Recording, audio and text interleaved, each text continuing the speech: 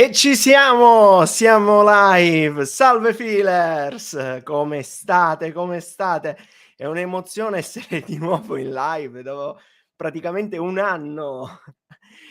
Come state? Tutto bene? Spero tutto bene. Vi vedo già, già che ci siamo un po' di persone. Un saluto a Beat Slayer, a Jacopo, al nostro caro ospite Mixtube. Ciao LT Salsa.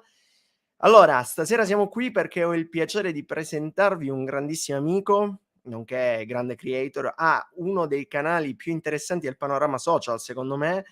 Il suo è un canale multitematico che tratta dal fai da te alla formazione e adesso alla crescita personale, ma lo approfondiremo a breve. È un piacerlo averlo qui con me, quindi vi presento a voi Mixtube Ryzen. Facciamo un bel applauso virtuale. Buonasera a tutti. Ciao Grazie. Ryzen. Buonasera. Come stai? Innanzitutto, come Piacere stai? mio. Allora, no, va bene. Sono pronto a parlare. Oggi sono qui a intervistarti un po', parliamo di un po' di temi abbastanza caldi anche per il nostro paese in realtà. Parliamo di Diciamo. un sacco di cose. Ma innanzitutto perché non provi a parlarci un po' di te, un po' meglio, perché io ho fatto un po' un intro di quello che tratta il tuo canale, quello che fai online, però chiaramente entra un po' nel dettaglio così ti Allora, possono conoscere tutti quanti. sintetizzare un mondo in poche parole. Ci provo. Mixtube nasce per recuperare quelle che erano le passioni che durante la mia infanzia, la crescita e successivamente io ho dovuto o mi hanno fatto abbandonare. Arrivato più o meno a 29 anni ho deciso che letteralmente volevo essere felice e quindi le ho riprese. Siccome desideravo sin da piccolo avviare un canale YouTube, alla fine è stato proprio quello il mezzo che ho utilizzato per riprendere possesso di quelle passioni, come il fai da te, l'arte, le scienze, l'intrattenimento, qualunque cosa. In realtà sono partito proprio da zero, senza alcuna nozione di video, di comunicazione, di quant'altro.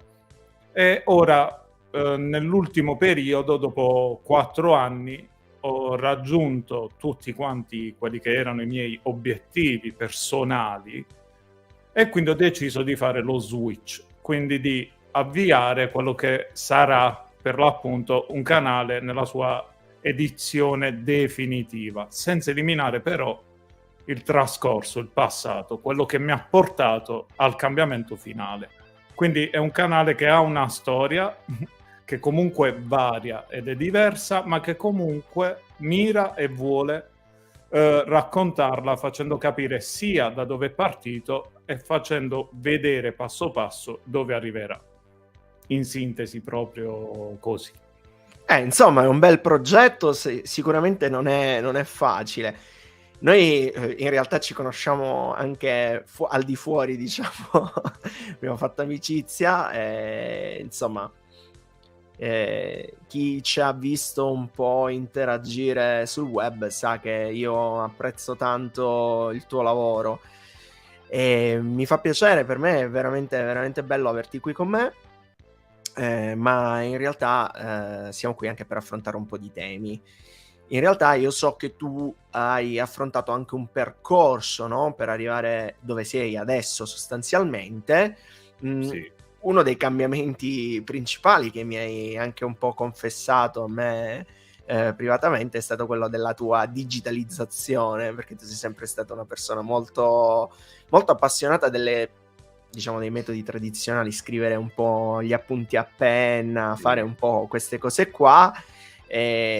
Insomma, diciamocela tutta, la digitalizzazione in sé per sé non è facile. Il nostro paese ha da sempre avuto problemi con la digitalizzazione. Si parla di digitalizzazione italiana da anni ormai, perché tante persone hanno difficoltà a passare appunto dai metodi tradizionali ai metodi adesso digitali, no? Passare a strumentazione digitale.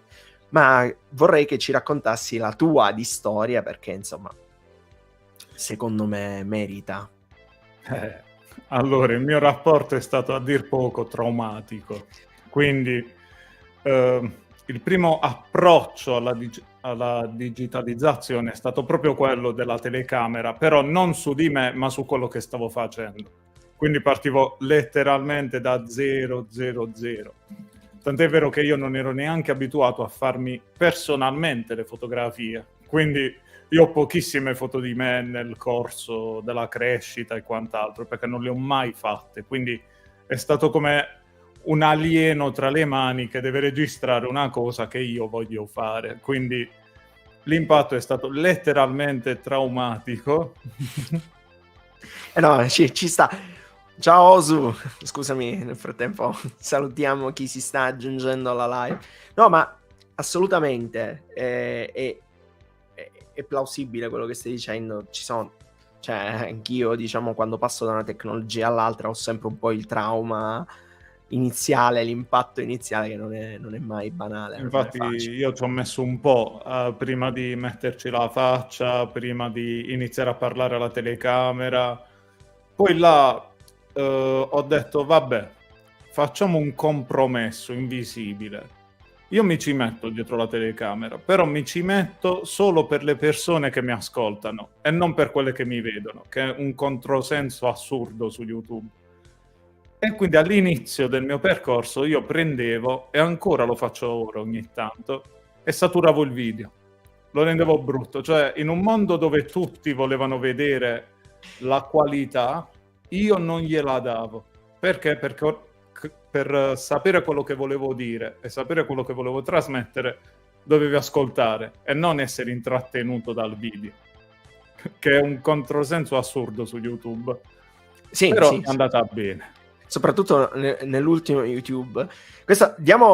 Scusa, mi permetto di dare giusto 2 numeri, perché io e te un po' di numeri ce li siamo un po' detti, ma per farvi capire, Ryzen è una delle poche persone che conosco sulla piattaforma che ha ottenuto un quantitativo di minuti di visualizzazione stratosferico. Quindi, cioè, questa la dice lunga sull'approccio che hai avuto, no? Perché è vero che tu hai utilizzato questo metodo un po' non proprio convenzionale di saturazione del video per costringere le persone a interessarsi del tema e quindi di ascoltarti in toto, però tu comunque i risultati li hai ottenuti, quindi il gioco è valsa la candela. Sì, anche perché era proprio letteralmente un compromesso tra me e la videocamera. Quindi mentre mi allenavo, fatto è meglio che perfetto, e quindi entrando in quell'ottica, anche se mi usciva bene il video ed ero soddisfatto, lo saturavo lo stesso. Quindi quello che mi usciva male lo saturavo, quello che mi usciva bene lo saturavo, l'importante era però il messaggio. Infatti non ho mai rifatto un video perché era uscito graficamente male, ma piuttosto l'ho rifatto se non arrivava il messaggio che volevo io. Poi, per non parlare della digitalizzazione più importante, che è quella di i social. Che per noi altro elemento dolente, perché sì, è vero che YouTube lo seguivo e che io sin da piccolo volevo, però la YouTube che conoscevo io era la YouTube della passione, con tanto di stelline, con tanto di feedback, con tanto insomma, era una YouTube bella, molto diversa, totalmente diversa, e la mentalità anche era diversa.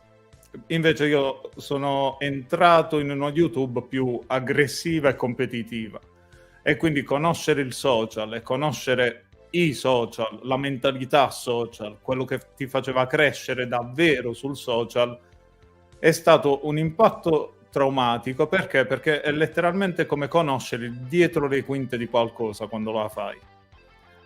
Sì.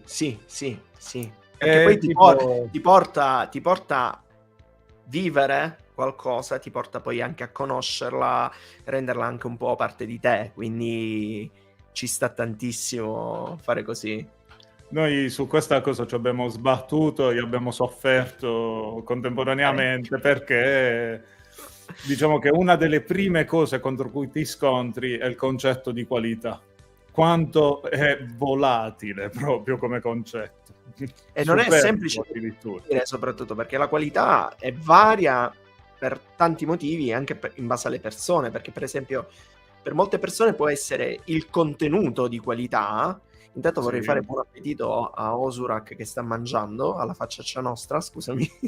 Mangiane un altro anche Ma per mangiare 2 panini con la burrata. Comunque, tornando al social, è vero, però, insomma, è un percorso. È un percorso vivere tutto quanto il social. Noi ci abbiamo sbattuto la testa, ci siamo resi conto che a volte il video di qualità può essere la qualità nello script, nel contenuto all'interno del video e non tanto come lo mostri. Quello può essere un certo tipo di qualità. Poi c'è la qualità tecnica, nel senso ottimo audio, ottime luci, fantastica presentazione, tecnologie di effetti speciali pazzesche. Quello è un altro tipo di qualità. Noi abbiamo sbattuto sulla quantità, che era l'unica cosa che serviva davvero a questa piattaforma, che interessa davvero a questa data. No. Gliel'abbiamo dato. Un video ogni 2 settimane all'inizio, poi sono salito ad un video a settimana, ma di più no. Però comunque traguardi ne hai raggiunti parecchio, hai avuto anche delle belle visualizzazioni, hai avuto dei video veramente che sono esplosi, quindi sostanzialmente Sì, è vero, anche se hai avuto questo tipo di approccio completamente differente rispetto alla massa, hai ottenuto ottimi risultati. Quindi infatti, alla fine una cosa importante sulla digitalizzazione è quanto abbia effetti poi nella vita reale, paradossalmente. Perché ad esempio, ti posso fare un esempio attuale, cambiando comunque strada, cambiando strategia, cambiando pubblicazione, le visualizzazioni sono calate a 30 rispetto alle 150 a settimana, intendo, che ero abituato a fare su un video standard. Sì. Però quelle 30 visualizzazioni Anch'io. di ora, ad esempio, mi hanno portato a finire sul giornale nella realtà locale, mi hanno portato ad aiutare delle persone nella vita reale, cioè che incontro per strada. E perché non ci racconti qualche aneddoto, se è possibile farlo, vai.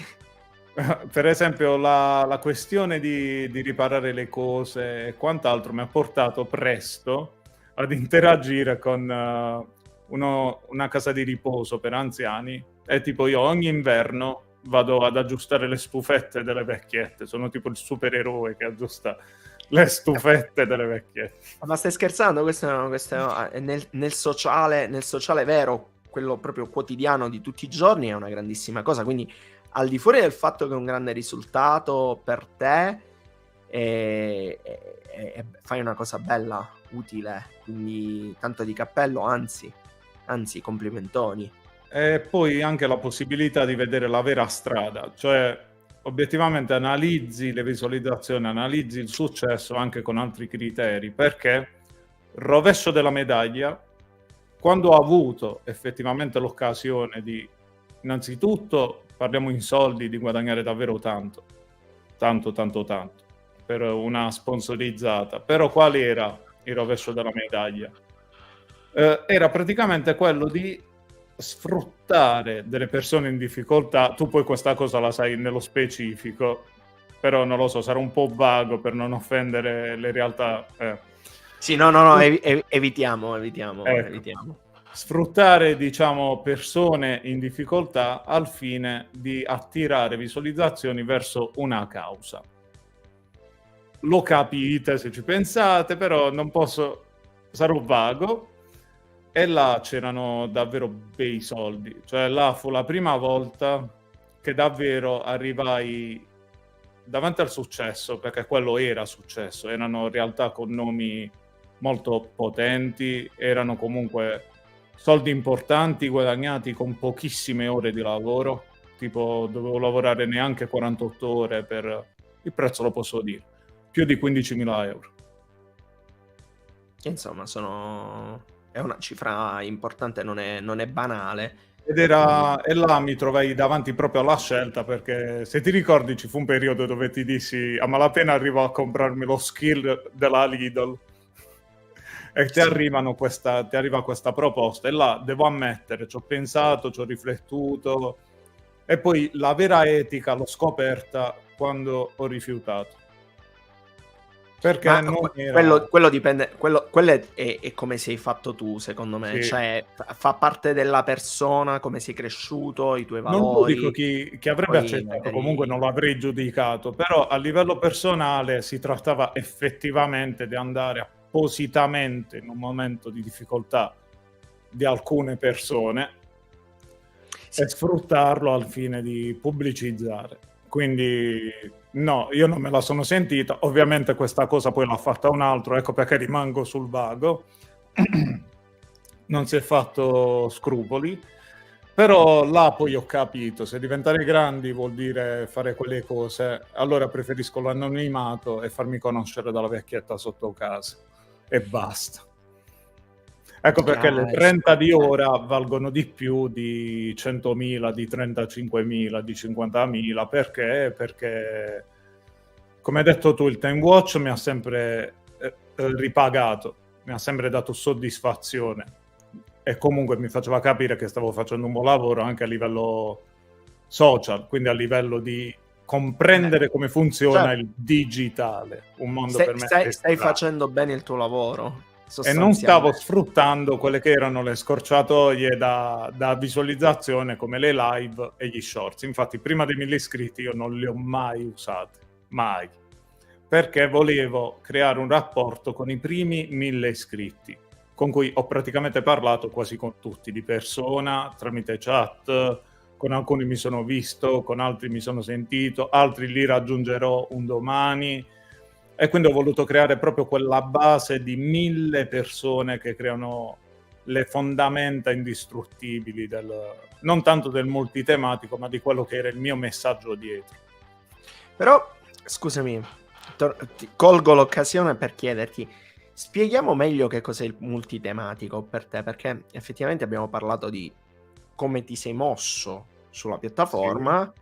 Abbiamo detto come tu hai affrontato il mondo digitale, quindi come ti ci sei proprio, hai deciso di entrare nel social network, però multitematico può voler dire tante cose. Spieghiamo meglio che cos'è un multitematico, perché allora, certo, allora praticamente oggi io ho iniziato con il Fedate, che sapevo già che era una sezione che sarebbe andata tra virgolette bene, quindi ho voluto fare un primo approccio alla piattaforma con qualcosa che mi metteva a mio agio, che è infatti la passione primaria che ho, ed è quella per cui ho molta più difficoltà paradossalmente a creare i video, perché quando mi metto a realizzare qualcosa io non sento niente, non sento nessuno, mi metto là e la faccio e ci perdo la giornata, le nottate, non mi pesa per niente, quindi premere rec era un intruso in quella passione, ho iniziato proprio da quella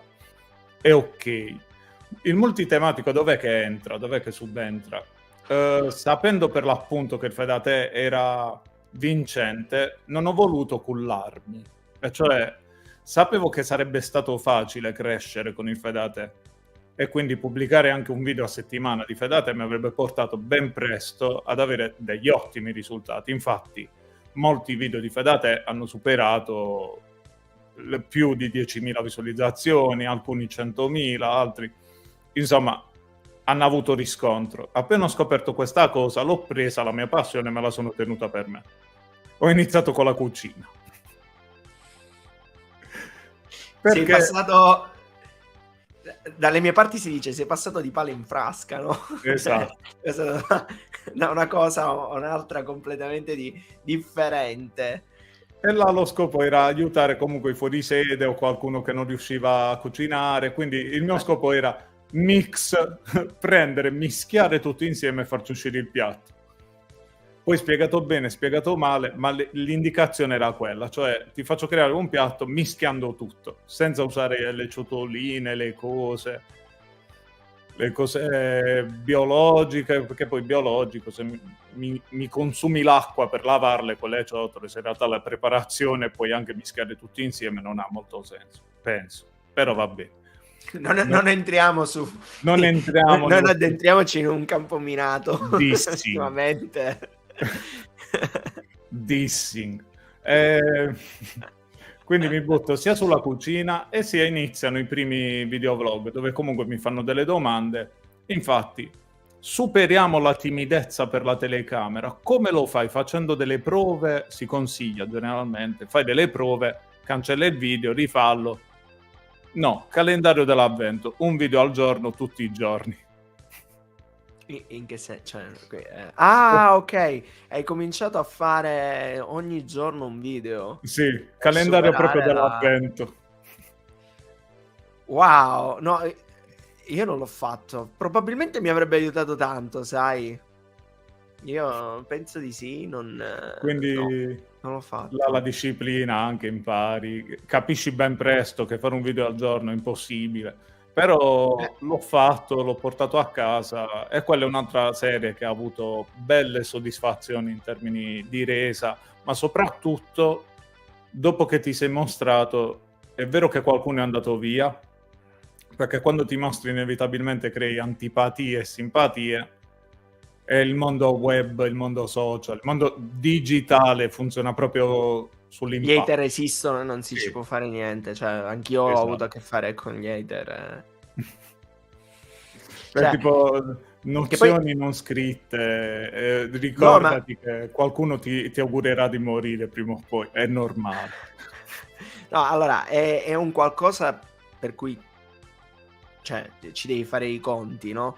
Lo sai che se metti la faccia sul web, prima o poi ti toccherà, insomma, affrontare qualcuno a cui non piaci in qualche modo. Poi è diverso l'approccio magari ad personam, nel senso che magari io mi comporto in un modo per rispondere agli hater, tu magari ti comporti in un altro modo, un altro creator magari si comporta in un altro modo ancora. Però è un dato di fatto, esistono le persone che ce l'avranno con te per qualche motivo e su questo si può fare poco. Io mi sono scontrato spesso col fatto che io parlo di informatica a 360 gradi, quindi non è che sono fazioso, parlo solo di una nicchia piccolina dell'informatica. Mi è capitato di parlare spesso e volentieri, faccio il caso più eclatante, Windows, macOS e Linux, i tre sistemi operativi principali, e c'è stato sempre il tifoso di turno di una o quell'altra fazione che mi veniva poi sotto nei commenti quando parlavo di una delle controparti a dirmi: ma come? Traditore, hai parlato, esatto, hai parlato di quello, adesso no, cioè, no. Tu spezzavi i cuori con questa cosa.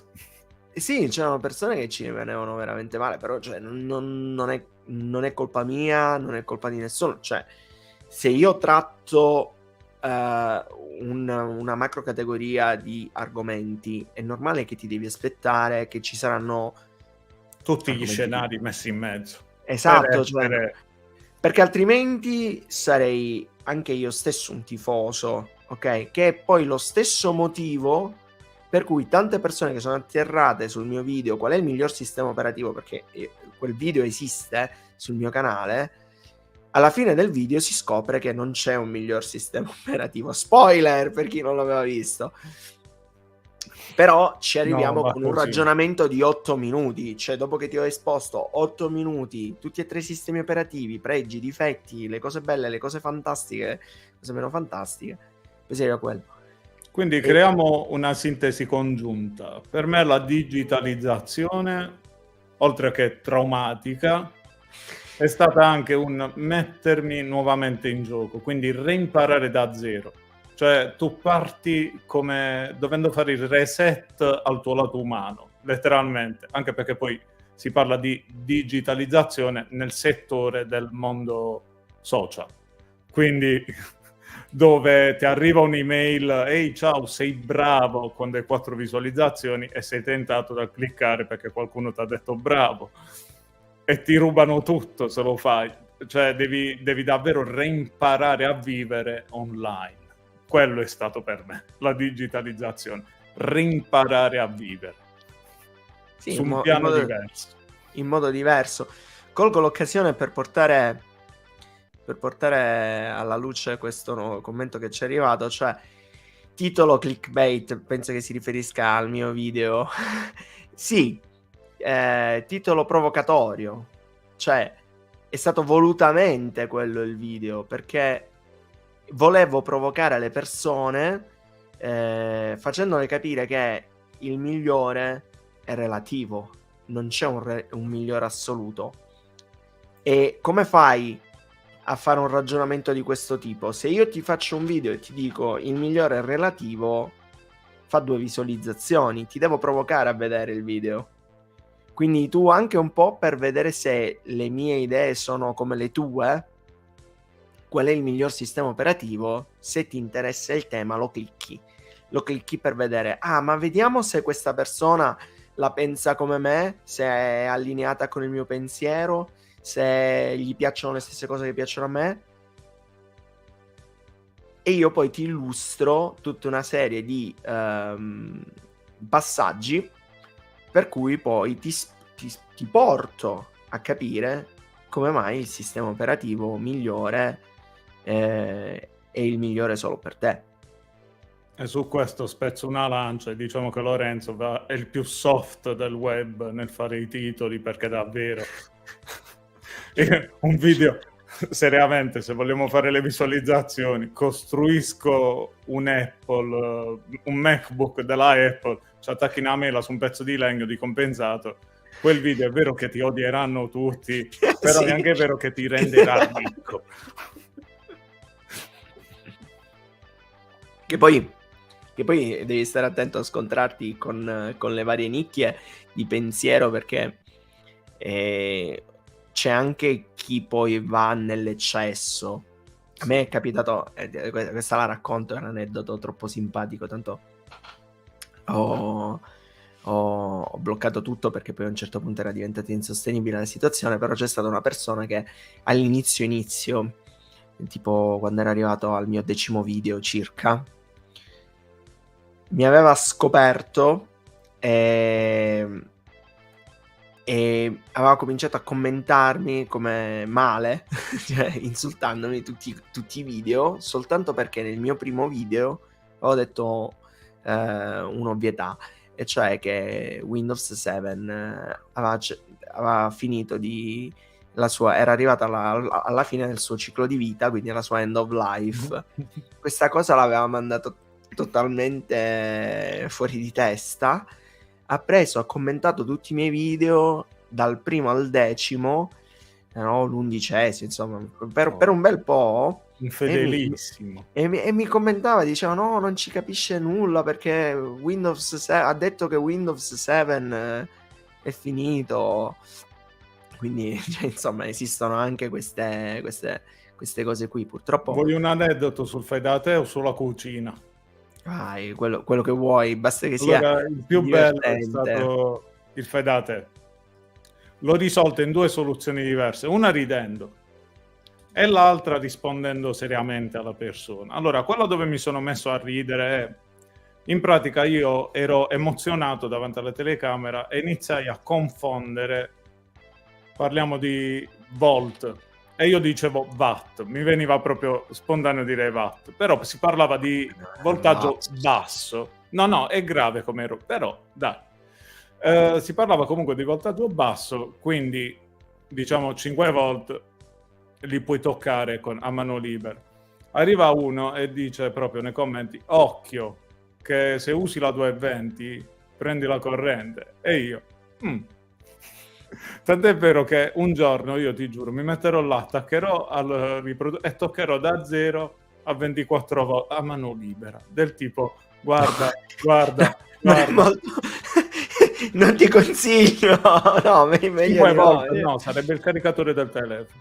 Sì, lo so che 5 volte è la porta USB classica 5 volte, però comunque non è consigliabile. No, alla 220 no, non lo fa. Invece sulla cucina arrivarono i puristi del tipo hai le padelle graffiate, l'antiaderente non va bene, cancella il video. Vabbè, cancella il video mi sembra... Direttamente, cioè proprio senza cancella il video. No, dai. Poi ad un altro invece, poi alla fine ho capito come funzionava l'andazzo, perché comunque sul fai da te ti commentano quelli un po' più grandi. E io gli dissi, ma scusa, ma invece di criticarmi, siccome sei più grande di me, hai molta più esperienza di me, perché non mi insegni tu qualcosa o mi dai dei consigli utili? Cioè l'ho Che poi preso... può essere un buon modo un buon metodo di confronto. Dico, Cioè, avresti può la aiutarti a possibilità, crescere. cioè c'hai la possibilità di insegnare qualcosa a qualcuno che è più giovane, invece di insultarmi, insegnami. Sì, e là no. l'abbiamo presa a ridere tutte e due. Mi segue ancora, mi scrive pure le email. Beh. Vabbè, questo è bello. A me è capitato sotto un video che un ragazzo mi diede dei consigli per migliorare il mio canale, proprio al primo video della stagione 4, quindi la stagione scorsa, e ricordo candidamente che applicando i suoi consigli sono migliorato molto, quindi insomma è utile, va bene.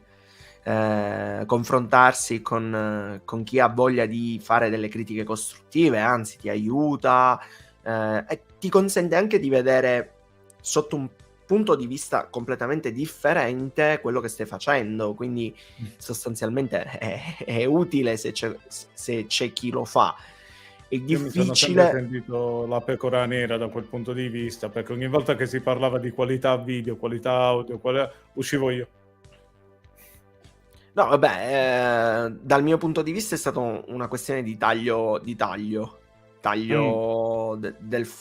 come organizzavo il video, taglio organizzativo, quindi diciamo proprio l'intro, la sigla, quello che faccio vedere nel mentre, proprio tutti i passaggi. Mi aveva, guarda, se fai così, noterai che sensibilmente i tuoi video cominceranno a performare meglio. Ti dico la verità, ho cominciato a farlo e ha funzionato. Lui mi raccontò che aveva chiuso un canale, aveva un canale da gaming, che poi abbiamo parlato un po', anzi magari mi sta ascoltando in questo momento, nel caso ti saluto.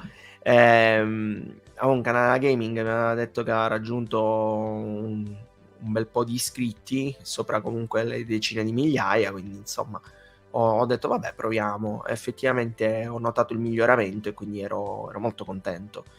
Quando trovi questo tipo di confronto con le persone che non ti attaccano, ti vogliono dire qualcosa per insegnartela, è bellissimo, è bellissimo, è perché veramente ti aiuta tanto a fare le cose. Poi ti aiutano anche a capire a chi stai parlando. Sì. Banalmente io io ci scherzo, ci rido, dico ok, dalla cucina al fai da te, poi a spiegare agli youtuber le cose, ma non è così. E portando la verità... Di questo parleremo dopo. Ok. E alla fine comunque ho conosciuto tantissime realtà, ma ti posso dire, da ragazzino magari ho avuto anche realtà molto serie come malati terminali, mi è capitato di incontrare questa tipologia di realtà. Io ero piccolo come aiuto e dicevo, ma queste cose non capitano solo ai grandi. All'inizio fu un trauma, cioè nel senso, wow, sentivo proprio il peso del tipo, mi ascolta una persona con quella sensibilità, con quella...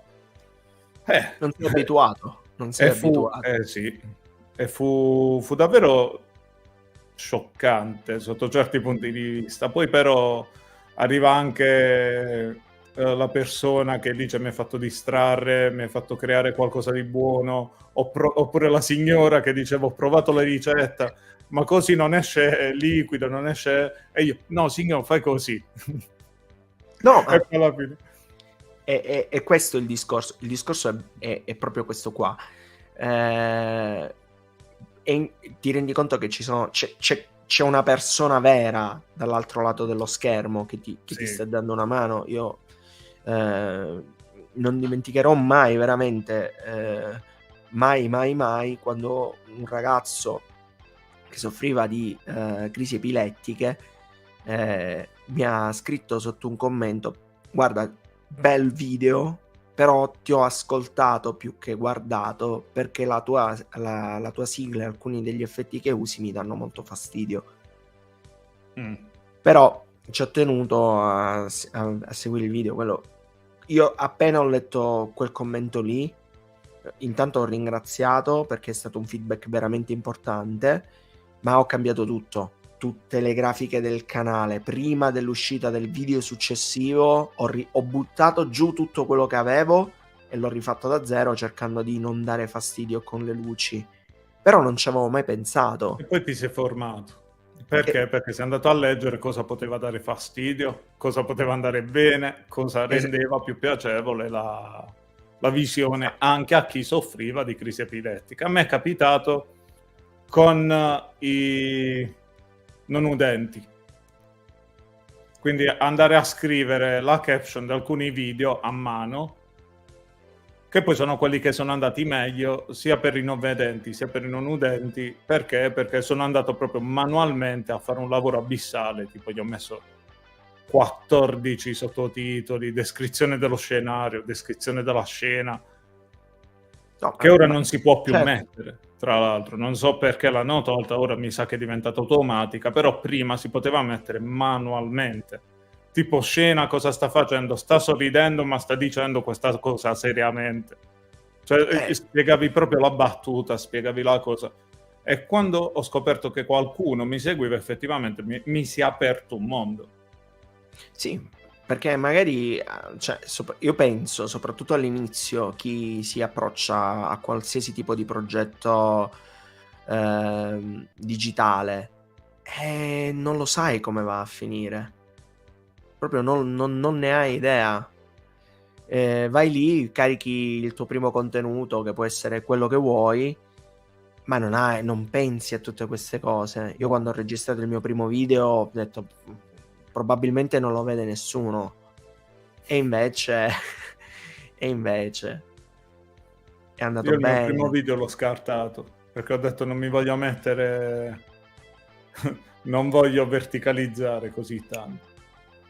Ma quelle poi diventano scelte personali e ci sta tuttissimo. Però Col senno di poi ho fatto benissimo.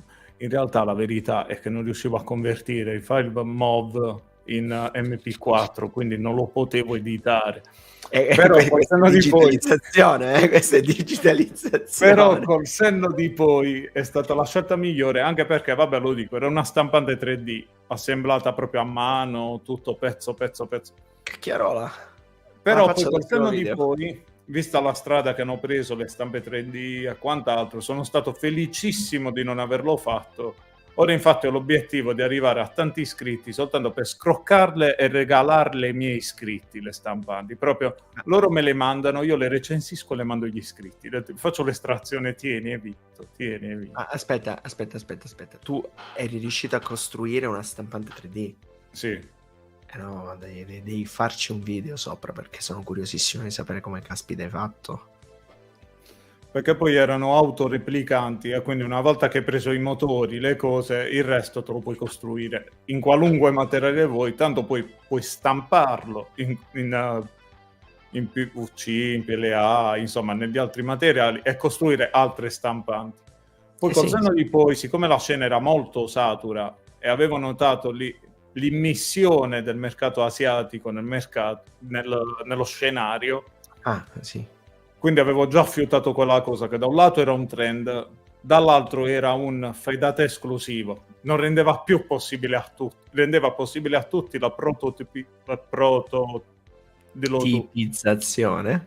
Sì, ma vietava a chi non ce l'aveva proprio di entrare, di capire, di sapere come funzionava la cosa, e quindi col senno di poi ho fatto bene. Ora invece, proprio per dispetto, siccome le stanno regalando a tutti, ho proprio l'obiettivo, l'ho già fatto in realtà, ho contattato tutte le aziende possibili e immaginabili di stampanti 3D, faccio uno spoiler sul tuo canale.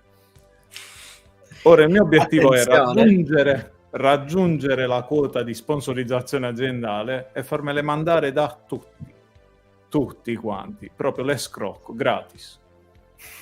Le recensisco e le regalo ai fan. Le recensisco e le regalo.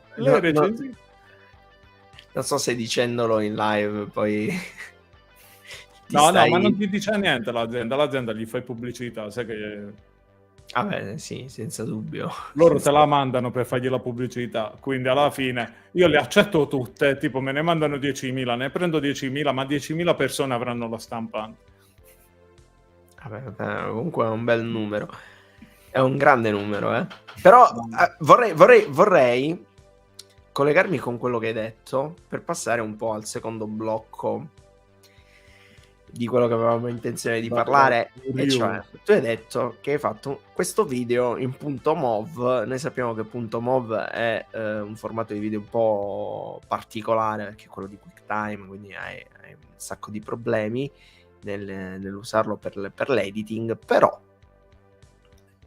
capita proprio, casca a fagiolo sul secondo tema che ti volevo chiedere. Cioè, io volevo sapere il tuo approccio sui software che ti hanno portato a diventare poi content creator a 360 gradi, perché è vero che il tuo, diciamo, il tuo core sta su YouTube, però poi in realtà c'è anche Instagram, sei anche su TikTok, comunque anche lì pubblichi dei contenuti, anche se in forma diversa, no, magari su Instagram fai un carosello, però in qualche modo Instagram, TikTok, diciamo che è ancora in fase di non ti devo odiare, quindi ti do qualche contenuto, ma giusto per darti senso. Non ti devo odiare. Non ti voglio odiare. Non ti voglio odiare, non ti voglio odiare. No, però, insomma, sostanzialmente tutti noi abbiamo avuto un percorso e abbiamo dovuto fare un po' anche i conti con questi programmi, perché quando tu inizi a creare video su YouTube non è che tieni mai posto prima il problema di come si editasse un video, come si registrasse un video. Decisamente. C'è chi usa anche dei software di registrazione dedicati. Sì. A me ha favorito una cosa su tutte. Seguendo per l'appunto la YouTube vecchia, molti utilizzavano, ora non mi ricordo bene come si chiamava quel programma, se Fraps, quello acquisizione audio, video, Fraps o Fraus?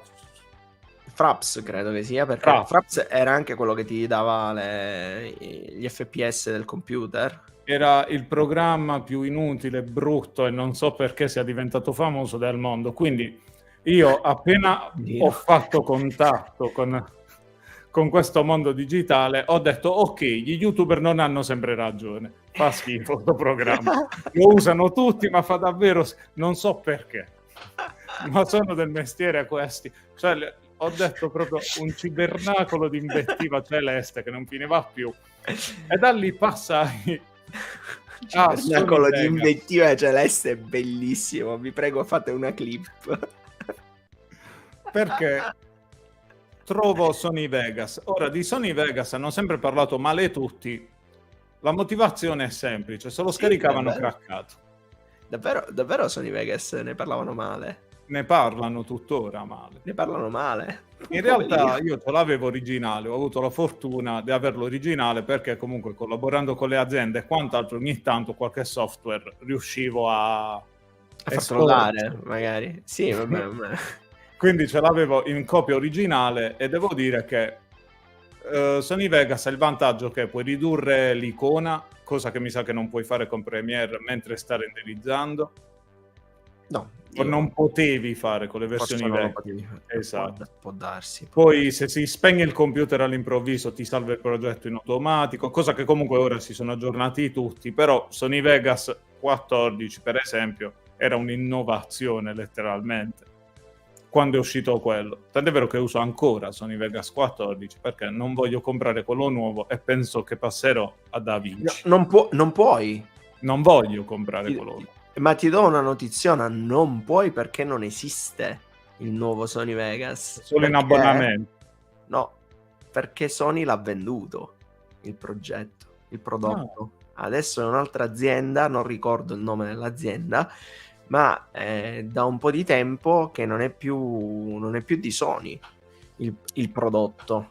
Benissimo. Quindi non puoi averlo.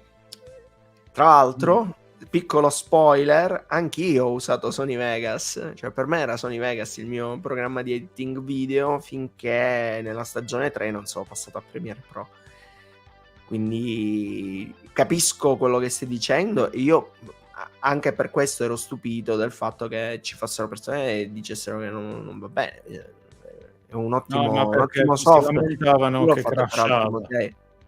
In realtà quello che crasha di più è Premiere, da quello che so per esperienza, se fai degli editing belli... No, il problema è questo. Qua cerco di non entrare troppo nel tecnico, però la questione è molto più semplice. In realtà tutti i programmi di editor crashano, ma crashano per un motivo, cioè si è andati a sovraccaricare talmente tanto il progetto per il rendering che la memoria del computer che sta lavorando in quel momento non ce la fa. Allora crasha. Oppure, banalmente, non è originale il programma. No, ma non è neanche No, questo. ma noi Sì, conosciamo persone che probabilmente sì. hanno Probabilmente fatto sì. crescere i più grandi youtuber del mondo dando i programmi craccati. Questa è storia. E poi si lamentava del fatto che crashava Sony Vegas e invece crashava perché non era originale. Ma allora, senza dubbio i programmi vanno utilizzati. I programmi originali funzionano meglio, questo è un dato di fatto. Quindi non scaricate, abbasso la pirateria. Anche perché oggettivamente oggi ci sono CapCut che è gratuito ed è anche sì. per computer. Abbiamo DaVinci. Se qualcuno vuole quel qualcosa in più, allora pensa magari di prendersi la licenza software per quanto riguarda il software che serve. Io ho utilizzato anche Shotcut, OpenShot, ho utilizzato KDN Live, cioè programmi, Olive Editor. Alcuni miei video sono fatti con software anche gratuito, Linux, quindi cioè non c'è soltanto sì, perché no, ora no, però 2 o 3 anni fa era impensabile avere tutta questa vasta scelta. No, esatto, esattamente. Tra l'altro io poi per come sono fatto io non porterei mai sul canale un programma che non ho mai usato. Quindi se c'è un video che tratta un programma, quel programma io l'ho usato, altrimenti non era sul mio canale. Ed è per questo che io ho alcuni format tipo software per la produttività digitale che ci mettono secoli ad uscire le puntate non per qualche cosa, ma perché banalmente se io devo provare un programma e per portarlo devo provarlo, devo rendermi conto che quel programma è veramente utile. Se porta qualcosa di positivo nella mia vita, allora vale la pena parlarne, altrimenti non ne parlo e passo a un altro programma. Questo è il tuo scontro. A me è capitato nel Fedate perché io per far uscire un progetto di Fedate aspetto 4 mesi di test che funzioni e dopo lo faccio uscire, se funziona ancora al 4º mese. Tipo sì. L'alimentatore TX, che è il video migliore che ho creato, ad oggi posso dire che è l'unico su tutta YouTube mondiale ad essere ancora vivo dopo 4 anni, senza bruciarsi. È un bel traguardo. È un bel traguardo. Cioè, perché altrimenti, ecco, secondo me, cioè, questa è una questione di etica di creazione, etica del contenuto, ok? Io non ci metto niente a fare un video dove faccio un elenco telefonico di programmi che hanno delle caratteristiche, ok? Che cosa ci vuole? Basta conoscerli, basta conoscere le caratteristiche, basta averlo provato almeno una volta, ne puoi, tra virgolette, parlare. Vabbè, nel tuo settore sarebbe l'equivalente di coloro che hanno un computer sacrificale che è pieno di virus, di cose stranissime, che si scaricano un programma al giorno per testarlo. Fanno vedere come funziona, dove cliccano e tutto il resto, hanno creato il video lì. Sì, però poi quel video lì, secondo me, non è utile. Non vale nulla. Cioè, fa volume all'interno del canale, questo sicuramente. Però che te ne fai? Cioè, tra 5 anni arriva una persona atterra sul mio canale, non conosce un argomento, non conosce qualcosa, scopre un mio video e poi si rende conto che magari quel programma è una ciofeca galattica e dice ma che cosa sta dicendo questo qua, mi sta prendendo in giro. In No, merito a questo argomento seguite Antifruffa, recensioni false. Adesso parliamo anche di questo, perché tu per esempio su questa parte di etica ci hai puntato tanto, anche quando hai fatto quel progetto di formazione su YouTube, hai fatto tutta una serie di video dove davi dei consigli per chi volesse diventare YouTuber o comunque content creator su questa piattaforma, e quindi ha un senso. Hai fatto un ragionamento che hai portato su diversi video e l'hai sviluppato, però sostanzialmente quello è anche un modus operandi, è un modo per far capire anche come sei fatto tu. Sì. Non è soltanto ho fatto il video, ti ho insegnato questa cosa, non è come ti faccio vedere quanto guadagna. Non mi portava nessunissimo bene, anzi mi ha portato il forse più hater che altro. Il brutto di essere etici è che ad un certo punto prendi schiaffi dagli iscritti e ti prendi schiaffi dagli altri creator. Sei in mezzo. Sì. Tra l'altro perché così.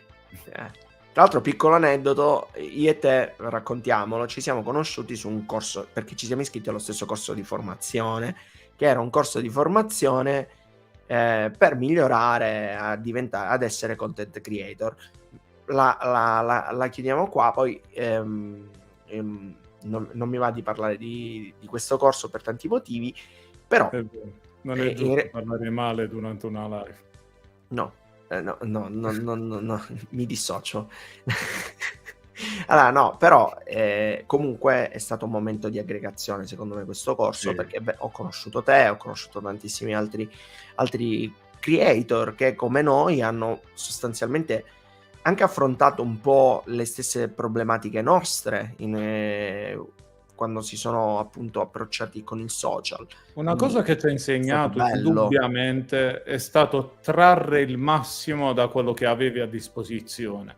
Certo. Cioè, nonostante i presupposti fossero totalmente diversi da quelli della partenza, comunque ci ritroviamo ad oggi che ancora ci parliamo, ancora ci sentiamo. Noi comunque ci siamo staccati, abbiamo continuato a parlare, abbiamo coltivato anche altre conoscenze, quindi un ecosistema virtuoso dietro magari qualcosa che poteva andare inevitabilmente malissimo e basta. Invece abbiamo tratto il massimo. Ad oggi è un'esperienza che rifarei solo perché sono stato, personalmente la penso così, ma penso di parlare anche a nome tuo, sono stato in grado di trarre il massimo, di trarre beneficio e di trarre un sorriso da una situazione che poteva essere spiacevole. No, allora condizionale, lingua dei giornalisti, se la usi dici tutto e non dici niente. No, ma senza, cioè, sì. Per me è quello che è stato, diciamo, la parte più bella di questo corso, appunto, è stata fare amicizia con tante persone come me, cioè che portavano video su YouTube. Poi al di fuori del fatto che comunque a me qualcosa ha dato anche in termini proprio di corso c'erano delle cose, c'erano tante cose che io non sapevo, ignoravo. Ho aperto gli occhi anche su tantissime altre sfaccettature del mondo social che appunto finché non ci sei dentro non sai neanche che esistano. Questo è importante, sono cose da conoscere e di cui si parla poco, soprattutto. Sì, quindi, perché alla fine ti trovi a dover capire cosa vuoi diventare, ma in realtà un altro 50% è dato proprio dal fatto che devi materialmente cercare cosa non vuoi diventare.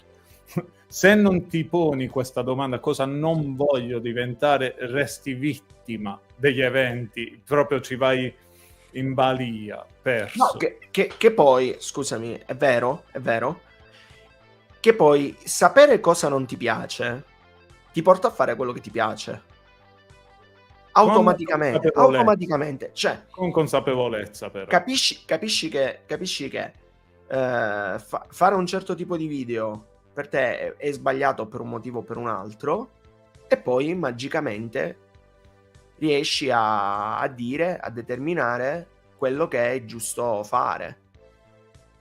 E secondo me Però è attenzione, molto questa è una importante. cosa che scinde, cioè una cosa importante che non riesco mai a trasmettere è che praticamente il giusto non è necessariamente la cosa che ti fa lavorare in questo settore. Cioè, Certamente. sì, la cosa più giusta, nel senso per te soggettiva, cioè ad oggi, avendo scelto una comunicazione diretta con la persona, dandogli importanza, rispondendo a tutti i commenti, viene da sé che ora mi farebbe piacere scroccare le stampanti e regalarle al mondo, però vuol dire anche che se dovessi raggiungere 10.000 persone, io risponderei ai commenti di 10.000 persone, cioè io personalmente, e quindi il numero non sempre è legato all'etica, il numero non sempre è legato a qualcosa di buono, succede in alcuni casi, ma soprattutto il numero non decreta in alcun caso nessuno la qualità. Perché, tornando a quello che dicevamo all'inizio, la qualità è soggettiva. Cioè, Sì, ci sono persone che dicono la qualità è vedere visivamente un bel video, e poi ci sono altri che dicono che la qualità è mi hai insegnato qualcosa di profondo, mi hai sì, colpito con quello che mi hai detto, mi hai insegnato qualcosa di vero. Io questa cosa qui l'ho sperimentata tantissimo su un video che secondo me si vede male, che è perché dobbiamo imparare ad usare la tecnologia. È un video che visivamente non dava tanto. totalmente diverso. Ma ero anche da tutt'altra parte, quindi anche un po' improvvisato, diciamo, con gli strumenti che avevo lì per farlo, perché non ero qui a casa mia, non ero a casa mia, ero altrove. Però quel video, nonostante tutto, è vero che aveva questa problematica, però ha insegnato tanto. Io ho avuto tante persone che sotto nei commenti mi hanno detto però sai, non ci avevo pensato, oppure anche privatamente, perché poi una cosa bella che sono riuscito a fare, ci sono riuscito soprattutto in un certo periodo, è stata riuscire a connettermi con le persone su Instagram, cioè utilizzare Instagram come veicolo Okay. per sentirmi con le persone. Tante persone magari mi scrivono lì, mi mandano un messaggio in direct e provano a contattarmi per dirmi le cose, e tanti mi hanno contattato: sì, ma lo sai, hai detto delle cose vere, hai espresso dei problemi veri, bisognerebbe cercare di capire. Per me conta più quello. Cioè, se Sì, il ma risultato di un video diventa quello, va bene. Per me, io ho ma poi raggiunto un buon abbiamo avuto obiettivo. anche degli esempi di persone che avevano quanto? 5.000 euro di attrezzature con meno iscritti nostri, cioè con meno dei nostri iscritti, cioè Sì, ma poi quelli erano cosa che te ne qualitativi. fai? Sì, qualitativi, però poi, cioè, secondo me devi dare anche umanamente qualcosa, no? Eh sì, ma perché comunque ora la verità è che comunque ora sì, si sta andando sempre verso la tecnologia, verso la qualità, però in realtà la gente vuole vedere la crescita. Se tu parti già con un'attrezzatura da 5, come si fa ad immedesimare? Cioè, se mi vedono a me domani con qualità 4K, la gente si mette a piangere. Del tipo, sono partito che sgranavo i video, qualità 720, 3. È logico che ho una storia da raccontare, ho un'evoluzione che posso trasmettere con cui la gente si può immedesimare. Devo intraprendere questo percorso. Guarda lui che era il peggiore ed è diventato decente. Ma se tu mi parti già con 10.000 euro di attrezzatura, di cose, e mi Che vuoi poi non è, fare... oggettivamente cioè, devi poterlo fare un investimento di questo tipo. Ma non guadagnano in iscritti, cioè ci mettono il doppio del tempo nostro. Probabilmente, ma perché io sono della scuola di pensiero un po'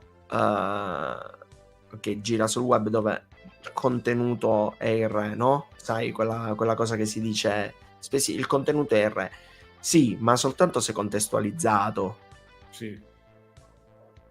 Cioè c'è il se su questa frase. Sì, il contenuto è il re, perché se parli di cose interessanti, allora puoi avere un pubblico che ti guarda. Cioè, una persona clicca su un video perché lo ritiene interessante o intrattenente, o mi diverto, o mi toglie una curiosità, o mi fai mi approfondire arrabbio. un argomento, o mi insegni qualcosa, O o mi mi arrabbio. arrabbio perché già per quello che mi fai vedere in copertina mi girano.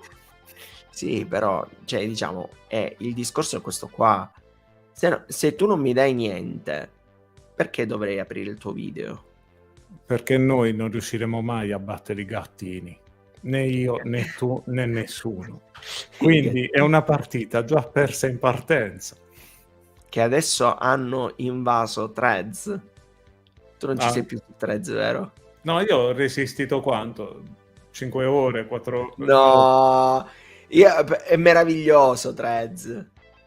È meraviglioso Threads, secondo me è stata un'evoluzione galattica. In un mese ho visto cose incredibili. Tra l'altro, se approfitto, scusami, seguitemi su Threads, tanto è lo stesso link di Instagram, quindi trovate il link sicuramente sotto. Però, cioè, diciamo, i gattini non li puoi battere mai, perché sono la cosa più vista di sempre. Ma perché rilassano? Quindi è superficiale parlare di qualità se non fai miau. Basta. Mi hai fatto venire in mente un mio carissimo amico che adora i gatti. Effettivamente lui sarebbe super d'accordo con te. Però dimmi adesso, toglimi un altro paio di curiosità prima di passare un attimo all'altra parte delle cose di cui dobbiamo parlare. Tu quanto ci hai messo ad imparare i software che servivano per fare quello che fai? Non ho mai imparato. E quindi come fai? Perché io volevo arrivare. Allora, ho cercato il metodo per fare le cose basilari, quindi taglia, incolla, sposta, e per il resto continuo a formarmi, perché comunque se dovessi, almeno all'inizio avevo quella mentalità di dire vorrei fare uscire un video perfetto, poi però vai a vedere il manuale, per esempio di Sony Vegas, ed è la Bibbia dei comandi, delle cose, delle Ma possibilità. quello è per fare tutto, però. Sì, ma perché se tu vuoi fare bene, vuoi saper fare tutto. In realtà, tutt'oggi io sto ancora in fase sperimentale, un po' perché mi cullo sul fatto che, avendo il multitematico, ho diverse mentalità, quindi un consiglio costruttivo mi può arrivare da una persona che magari mi seguiva per la cucina, che mi seguiva per i fai da te, addirittura ho visto vegani e carnivori stare sullo stesso commento a parlare di qualcosa di cui erano d'accordo, cioè la community che ho creato, quei 1000, pochissimi, banali per alcuni, ma per me è davvero il connubio di io ho preso le menti delle persone e le faccio coesistere. Non è facile, No, per niente. Vegani e carnivori. Quindi su quello io mi cullo molto, perché penso, finché avrò un messaggio non mi porrò mai il problema di come trasmetterlo. Piuttosto, come ti dissi l'altra volta, ora che la mia ambizione sta superando il mio talento, probabilmente arriverò all'idea di iniziare a voler guadagnare qualcosa, ma semplicemente per rendere i video più funzionali, fatti meglio, e soprattutto delegare l'editing. Così io mi concentro sul messaggio, che so che è il mio punto forte, e gli do tutta lì. Sì, un po' posso capire quello che stai dicendo. Io sono su un altro fronte, diciamo, nel senso, io faccio informazione. Tra l'altro domani esce il mio nuovo video dove parleremo della nuova direzione del canale e ho intenzione di cambiare un po' di cose, soprattutto perché il mio obiettivo è cercare di far capire che cosa significa l'informatica, perché oggi è tutto informatica. Quello che non Sì. si vuole, quello che non si vuole capire è che è tutto informatica, e quindi cercare di far capire questo collegamento alle persone per me è il focus. E insegnare questa cosa qui è il focus, quindi sono su un tema diverso rispetto a te, però in realtà io e te su alcuni temi condividiamo delle cose. Sì. Perché ti faccio un esempio: costruire un device attraverso l'ausilio di una scheda di quelle personalizzabili, tipo un Arduino, un Raspberry, e poi farti tu la macchina a mano, alla fine quello è un lavoro di fai da te. Sì, sotto ogni punto di vista. Ma anche il software, cioè programmare un software, una cosa che magari non è intuitiva, non è immediatamente intuitiva. Programmare un software, alla fine che cosa stai facendo? Stai creando qualcosa di nuovo da zero. È l'artigiano del digitale, il programmatore di software. Un po' come colui che conosce l'HTML può creare un sito 1000 volte migliore di chi usa programmi preimpostati. Può riuscirci, conosci anche magari CSS, framework, quello che vuoi. Sì, cioè il punto è questo: chi sa creare software è un artigiano del digitale. Oggi come oggi è tutto digitale. Capire come ti devi interfacciare con il digitale significa capire come ti devi interfacciare con il mondo di oggi. Cioè io mettiamo un aneddoto attuale, odierno, mettendo in mezzo gli anziani che fanno sempre simpatia. È l'equivalente delle poste. C'è chi si alza alle 5 per andare a fare la fila e poi qualcuno gli passa avanti perché ha prenotato sull'app. Esatto. Ma tu lo sai che un sacco di persone mi chiedono: ma come si fa a fare le cose sull'app? Cioè, ma è un disagio. È un disagio. Usare anche il computer per alcune persone è un disagio, ma perché non c'è un'educazione digitale. E non c'è un'educazione digitale perché in 5 anni noi siamo passati da dei telefoni che oggettivamente facevano molto poco a telefoni che oggi sono spaziali. Tu lo stai dicendo a quello che non ha mai attivato la geolocalizzazione sul telefono perché attiva Maps. No, non lo farò. Vabbè, quello è una cosa che dipende da tante. No, vabbè, dipende dall'utilità. Tipo il telefono lavorativo con cui faccio i video non ha attivato niente. Ma niente, non mi deve neanche per sbaglio arrivare un'email truffa, niente. Non esiste. Ci mancherebbe che l'idea truffa, no. A proposito di geolocalizzazione, le cose, niente, non sta niente. No, ma assolutamente. Che poi, parlando di truffe, anzi di fruffe, non lo so pronunciare. Tu sei maestro di queste cose, hai fatto una delle serie più belle del tuo canale, secondo me, quella fruffa, che io ho seguito con piacere perché effettivamente mi ha posto sotto alcuni punti di vista problemi quotidiani, non banali, legati al digitale anche e non solo. Cioè, raccontaci tu un po' l'antifruffa, come nasce e lo scopo, così diamo un contesto ben strutturato. Allora, lo scopo era quello proprio di contestualizzare lo scenario youtubico e far capire che dietro aggiungo non solo, perché poi è estendibile. E spiegare che sempre più persone comunque hanno un'etica molto più marcata di quella che è necessaria a diventare, tra virgolette, famosi o semplicemente lavorare.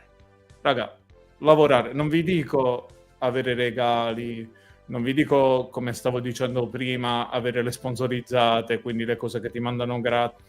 No, lavorare, avere un lavoro dignitoso, avere normalissimo. Facciamo 800 euro al mese, che vai, facciamo 800 che facciamo contenti tutti. Non è troppo, non è troppo poco, ci si campa se si vuole. Dignitoso, cosa accade? Ora io collaboro con le aziende. Sono un consulente aziendale nella vita di tutti i giorni. Quindi, quando ho avviato questo canale anche, qual era il mio scopo? È cosa che ho detto anche spesso nei video, del tipo, raga, fatemi ora le domande, perché se metto una firma io non vi posso più parlare di niente. Perché ci sono i contratti di riservatezza e volevo molto far capire, cioè questo fa capire molto. Tutto quello che ci viene detto è sempre filtrato quando c'è una sponsorizzata. Anche il semplice fatto di non poter dire qualcosa per 4 anni, oppure non poter rilevare l'entità del messaggio che ti stavo trasmettendo per 4 anni. E io ho puntato l'embargo per un tantissimo. videogioco. Sì.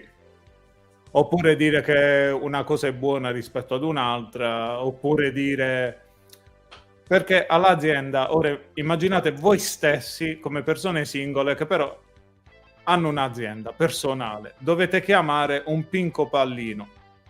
Quindi uso anche dei termini molto forti, del tipo, in un video ho usato il termine, lo youtuber per l'imprenditore aziendale è l'equivalente di un bambolotto da poter comprare e mettere sul tavolo a prendere polvere se vuole. Cioè è quella l'utilità, mi devi portare numeri, devo vendere qualcosa. Se tu non mi fai vendere, per quanto tu possa essere bravo, a me non servi. Quindi perché questa ottica è normale se l'azienda è nostra, ma diventa impensabile se si tratta del nostro beniamino? Esatto. E infatti là ho portato l'esempio della ricchezza oppure del guadagnare tanti soldi. Prima ve l'ho fatto uno e quelli erano soldini guadagnati in 48 ore. Però certe volte quando firmi qualcosa, anche se si dice che lo si fa per l'utenza, lo si fa per i follower, ok, può capitare, succede, io lo farò quando mi capiterà. Però parliamoci chiaro, sarà limitato. Io probabilmente un domani mi devo trovare una fonte di reddito diversa, perché se volessi guadagnare solo dal mondo online inevitabilmente finirei per diventare un bugiardo. Non è qualcuno lo fa, non è qualcuno non lo fa, è inevitabile. È alla fine che devi fare se ci vuoi lavorare. Perché? Immaginate di essere etici, quindi già i vostri prodotti, le vostre sponsorizzate si riducono all'osso. Quindi dovete prendere un prodotto, provarlo, testarlo, vedere come funziona, vedere se funziona, sondaggio alla vostra utenza se gli può interessare, domande alla vostra utenza per sapere cosa vuole sapere del prodotto, sponsorizzata online. Ora capite bene quante sponsorizzate vi possono capitare nell'arco dell'esistenza di questo genere. Non ci campi, è l'equivalente di un elettricista che vi fa il lavoro bene e non verrà mai più da voi. È l'equivalente di qualcuno, cioè quando fate le cose bene voi rendete libere le persone. La gente libera non è un lavoro, la gente libera è una missione personale, il lavoro è tenere in catene. Che poi guarda, in realtà questa è una cosa che tocca anche dei temi super attuali. Sì, perché... tipo la sindrome dell'impostore, quante persone ne soffrono? Perché? Perché inconsciamente sai che devi diventare un impostore su qualcosa. Sì, ma io parlavo Farò uscire un video molto controverso probabilmente. Non è soltanto questo, no, mi riferivo, io non so se tu hai seguito la vicenda di Chiara Ferragni. Sì, errore di comunicazione, ho riso 4 ore, poi ho chiuso, non l'ho visto più. No, vabbè, al di fuori del tema generale che non ho intenzione di commentare, perché insomma poi ognuno ha il suo pensiero, che può essere uno qualunque, però alla fine poi siamo lì, no? Siamo anche lì. Si parla anche di... In realtà siamo solo lì. Siamo anche... sì, cioè il punto è o ti vuoi trasformare in un maxi venditore. Quello che ti frega in sostanza non è il fatto di farlo, quello che ti penalizza è se inizi a pensare di doverlo fare come mestiere, quindi in modalità ciclica, inevitabilmente esaurisci le tue scorte. Ora facciamo esempio che mi regalano uno scolapasta di qualità, io ho fatto cucina, domani vi porto nella mia cucina e dico raga, uso sto scolapasta, è buono, guardate come cola l'acqua, che banale, però lo posso fare. E dici, fino a quando mi danno cose che hanno senso per me, che io uso e ve le posso condividere, ok, del tipo questo costa poco, anche se comunque io in generale quando devo collaborare con l'azienda glielo dico, guarda che se costa tanto per me io lo dirò nel video, del tipo costa tanto raga, ma se lo volete prendere prendetelo. Ma infatti è così, però io lavoro poco per questo, perché se poi un domani vado nello scenario attuale e finisco sul giornale cittadino e mi chiamano alla trasmissione, mi chiamano là e mi chiamano là, allora là vedi come cambia. Cioè il mio potere comunicativo favorirebbe comunque una traslazione al lato oscuro. Cosa che però non voglio fare perché sono consapevole di quello che bisogna fare. Il lato oscuro del content creator. Beh, sì. Che poi c'è, ecco, secondo me la grande disinformazione è anche nel distinguo. Content creator e influencer. Cioè, qua c'è un mondo, qua c'è un altro. È totalmente diverso. Content creator sono tutti. Influencer è chi influenza l'opinione altrui, che già ti deve suonare male a sentirlo dire, tra l'altro. Io mi offenderei, preferisco che mi chiamano youtuber. Sì, cioè l'influencer deve influenzare la massa per avere un, diciamo, un ritorno. Cioè è molto, molto profondo. Scusami, ho letto il commento. Sì, molto profondo perché è così. Cioè l'influencer deve vendere, ti deve vendere qualcosa. Comunque un saluto Cinzia. L'influencer ti deve vendere qualcosa. Che cos'è che ti deve vendere? Un prodotto, un servizio, un qualcosa che fa lui, magari. Ok, lui, lei. Oddio, già l'hai accettabile. Sì, però dipende da come lo fai. Poi, in base a come lo fai, sei più o meno etico. Okay? Sì. Però, se tu sei digitale, sostanzialmente sei un marketer, sei un venditore. Io non so se...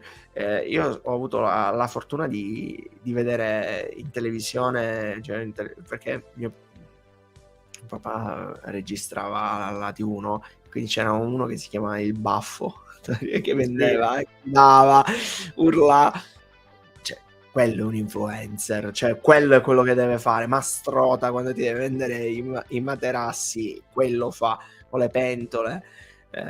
Io non so neanche se sono ancora attive queste persone nel mondo e fanno ancora questo tipo di mestiere, però quello è l'influencer. L'influencer è una persona che ti deve fare questo servizio qua. Il content creator è letteralmente il creatore di contenuti, qualunque sia. Il creatore di contenuti, qualunque cosa metti su internet è un contenuto. Questa live è un contenuto, ok? Poi c'è da distinguere. Se tu insegni qualcosa, se tu dai qualcosa, cioè il tuo è un apporto costruttivo, le persone ti ascoltano perché dai qualcosa a loro, allora non sei un influencer probabilmente, perché non gli stai vendendo un prodotto. Cioè, no, ma anche se lo vendi, cioè, io non prendo una penna e dico questa penna la devi vendere. Se io ogni cosa che ti mostro in un video te la devo vendere, sto facendo l'influencer. Se invece ti dico guarda com'è bella questa penna, io la uso perché è molto comoda, ok? Ti sto parlando di un prodotto, ma non ti sto dicendo comprala. L'influencer invece ti dice compra la penna, Perché è cioè, guarda, fantastica, la guarda migliore che penna penna, dell'universo. come fai a non comprare questa penna fantastica? L'idea sostanzialmente è questa, la differenza è questa qua. Per questo dicevo nel video, quello, ritorno al video famoso, qual è il miglior sistema operativo? Non c'è un miglior sistema operativo. Cioè, se tu vuoi spendere 3.500 euro di MacBook Pro, ok, sei tu che vuoi spendere 3.500 euro di MacBook Pro, ok? Io ti posso dire, vedi che ci sono computer da 1.700 euro che sono potenti uguali, li paghi 1.700 euro, non hanno macOS, sì, non hanno macOS, non hanno la melina stampata, però cioè è quello. Oppure ti dico, sappi che se compri lo stesso computer da 1.700 euro e lo prendi senza sistema operativo, puoi risparmiare circa 200 euro e ci metti Linux. Io ti do le alternative, poi sei tu che devi decidere cosa è giusto per te. Questa è una persona che fa magari informazione, come te quando hai fatto appunto la playlist antifruffa. Io ad esempio, io lo dico senza vergogna, il fatto che prima o poi vorrei monetizzare la mia passione, però allo stesso tempo, proprio dicendolo, io mi metto già davanti a eventuali critiche e comunque è tutta la storia pregressa. Quindi io vi ho mostrato da dove parto, quindi se domani vado fuori dalla mia strada, io autorizzo la mia utenza a darmi contro. Anzi, io mi sono creato delle persone che mi daranno contro. Certo. Perché? Perché un conto è che io ti vengo a dire, un esempio pratico, guardate il fai da te, con 3 euro riesco a costruire un progetto. Ho altre spese, gli dedico tempo, ve lo pubblico dopo 4 mesi, ma sapete che funziona, ci potete mettere la mano su, cioè vi do proprio le istruzioni così. E allo stesso tempo dico, raga, me la fate una donazione di 1 euro? Oppure, raga, vedete che sto vendendo questo corso fatto da me con le vostre domande, o sto vendendo questa cosa fatto da... Obiettivamente qual è la differenza? Io non vendo al numero, io vendo alla persona fidelizzata, che sono 30. Cioè non cerco di vendere a 1.000, 2.000, 3.000 persone. Però tu magari vendi un progetto tuo. Sì. Una cosa tua. Sì. Ok, tu non ti metti al servizio delle aziende, perché poi parliamoci chiaramente, l'influencer vero, chiunque passi, ok? Chiunque, Oddio, ma chiunque anche se arriva, non chiunque, anche se non chiunque, comunque vende le persone. Oddio, è brutto come termine. no, Però quello che vende devi la propria vendere, utenza. ok, se non è l'utenza comunque vende all'utenza. Sì. Se io ho un programma, l'azienda che fa questo programma mi contatta e mi dice sei il nostro volto per la campagna di marketing, e tu alla fine sei lì perché devi promuovere quel prodotto, Sì. e quel prodotto il tuo obiettivo è fare comprare quel prodotto alle persone. Stop. Questo è il tuo obiettivo. Però se tu lo fai per N aziende, sei un influencer. No, io vendo il progetto. Infatti l'ultima... Io ma è diverso perché se lo feci vedere il progetto che presentai alla banca, non diciamo il nome, quello green. No. Del tipo, la mia frase poi è stata molto me l'hai raccontato, del tipo, io mi occupo di green prima ancora che dessero i fondi statali per farlo. Cioè uno che ti apre la presentazione di una cosa così, perché era vero, dice, perché state trattando il green? Perché vi stanno dando i fondi statali. Io mi occupo di green da prima, guardate, voglio fare questo progetto. Ovviamente io poi andai così perché andai aggressivo e dissi, ho dei progetti, ho delle cose, mi reputate niente, però io vi sbatto in faccia il progetto per quello che è. Quindi massima serietà, massima applicazione. Non devo venire, non vi vendo i numeri, ma vi vendo un lavoro che davvero aiuta l'ambiente, aiuta il pianeta, costa di meno. Infatti gli dissi: mi dovete dare il 50% di quello che pagate la sponsorizzata A, e feci il nome. 50% in meno. E io andai proprio aggressivo. Perché? Perché ad un certo punto non conta più quanto è grande l'azienda, quanto è grande la persona che c'è dietro, quanto è grande il suo nome. Se tu hai un progetto, lo fai da solo. Tipo il percorso psicofisico. Io ho chiesto una mano a chi era più in alto di me, non me l'ha data, ma non è che mi sono fermato. Ad oggi posso dire con assoluta certezza che non si possono dire certi termini su YouTube, evitiamoli. Comunque ho aiutato a migliorare banalmente la condizione di vita di qualche ragazzino, di qualche uomo che era più grande e non pensava di essere in grado. Qualcuno ha iniziato a fare la dieta, qualcuno... E non è che io sia influencer, io stavo facendo vedere la mia fragilità in quel caso e l'ho condivisa con tutti. Quindi che tra anche se l'altro su domani... questo tema cioè questo è un tema che abbiamo in comune, sì, perché proprio stesso tema in comune, quindi ti sono... Io sono stato contattato addirittura per quando vedevano, perché io questa è una cosa che ho fatto solo su Instagram, fare vedere, diciamo, il mio percorso psicofisico che ho iniziato praticamente a settembre 2022.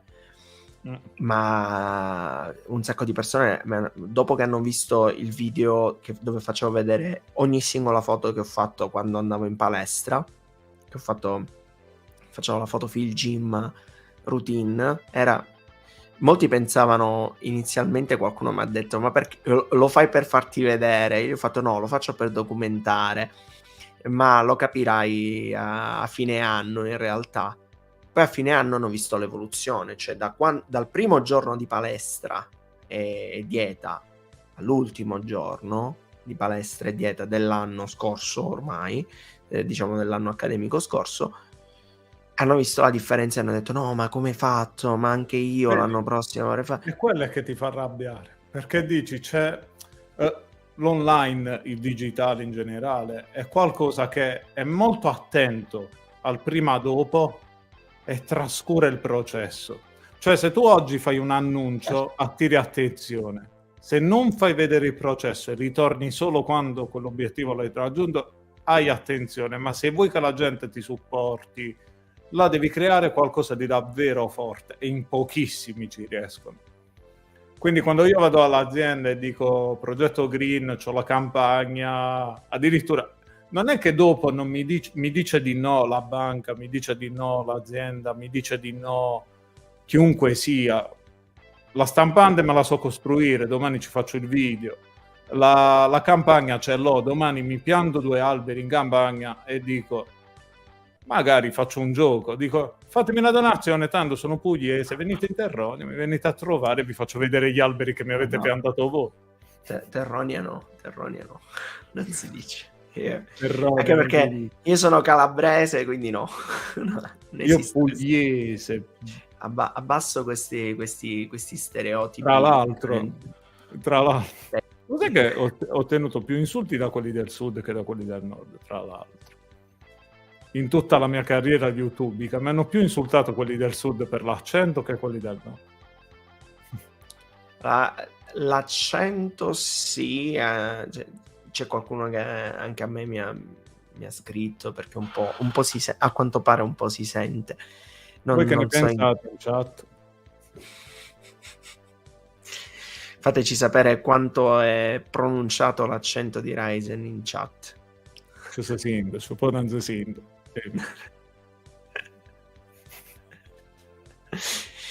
Comunque, però quello è una questione anche di, cioè, secondo me ti caratterizza il fatto che è una cadenza vocale tua, cioè ti rende più te stesso, non è sbagliato. Magari io una cosa che ho iniziato non ho ancora finito, perché sono nel mentre del processo, non lo sa nessuno.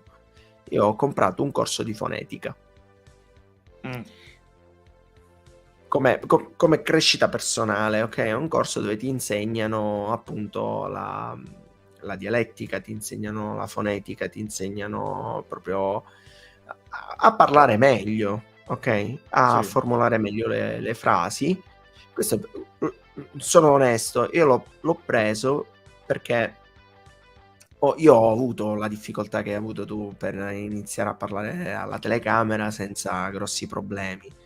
Però io non l'ho superata bene questa cosa, nel senso che inizialmente avevo un teleprompter, quello che possiamo definire un teleprompter davanti, quindi mi scrivevo il video e leggevo quello che avevo scritto, lo script del video dall'inizio alla fine. E soltanto l'anno scorso io ho abbandonato questo approccio, cioè l'anno scorso, nella stagione scorsa, io ho abbandonato questo approccio e mi sono spostato appunto su questa nuova tipologia di creazione di video, che è il video a tu per tu, dove io mi segno effettivamente la scaletta di cose la scaletta di cose da dire, gli argomenti da affrontare all'interno di un video, però sono io che parlo esattamente come sto parlando adesso, come se fosse una telefonata, una chiacchierata tra amici, classica, ok?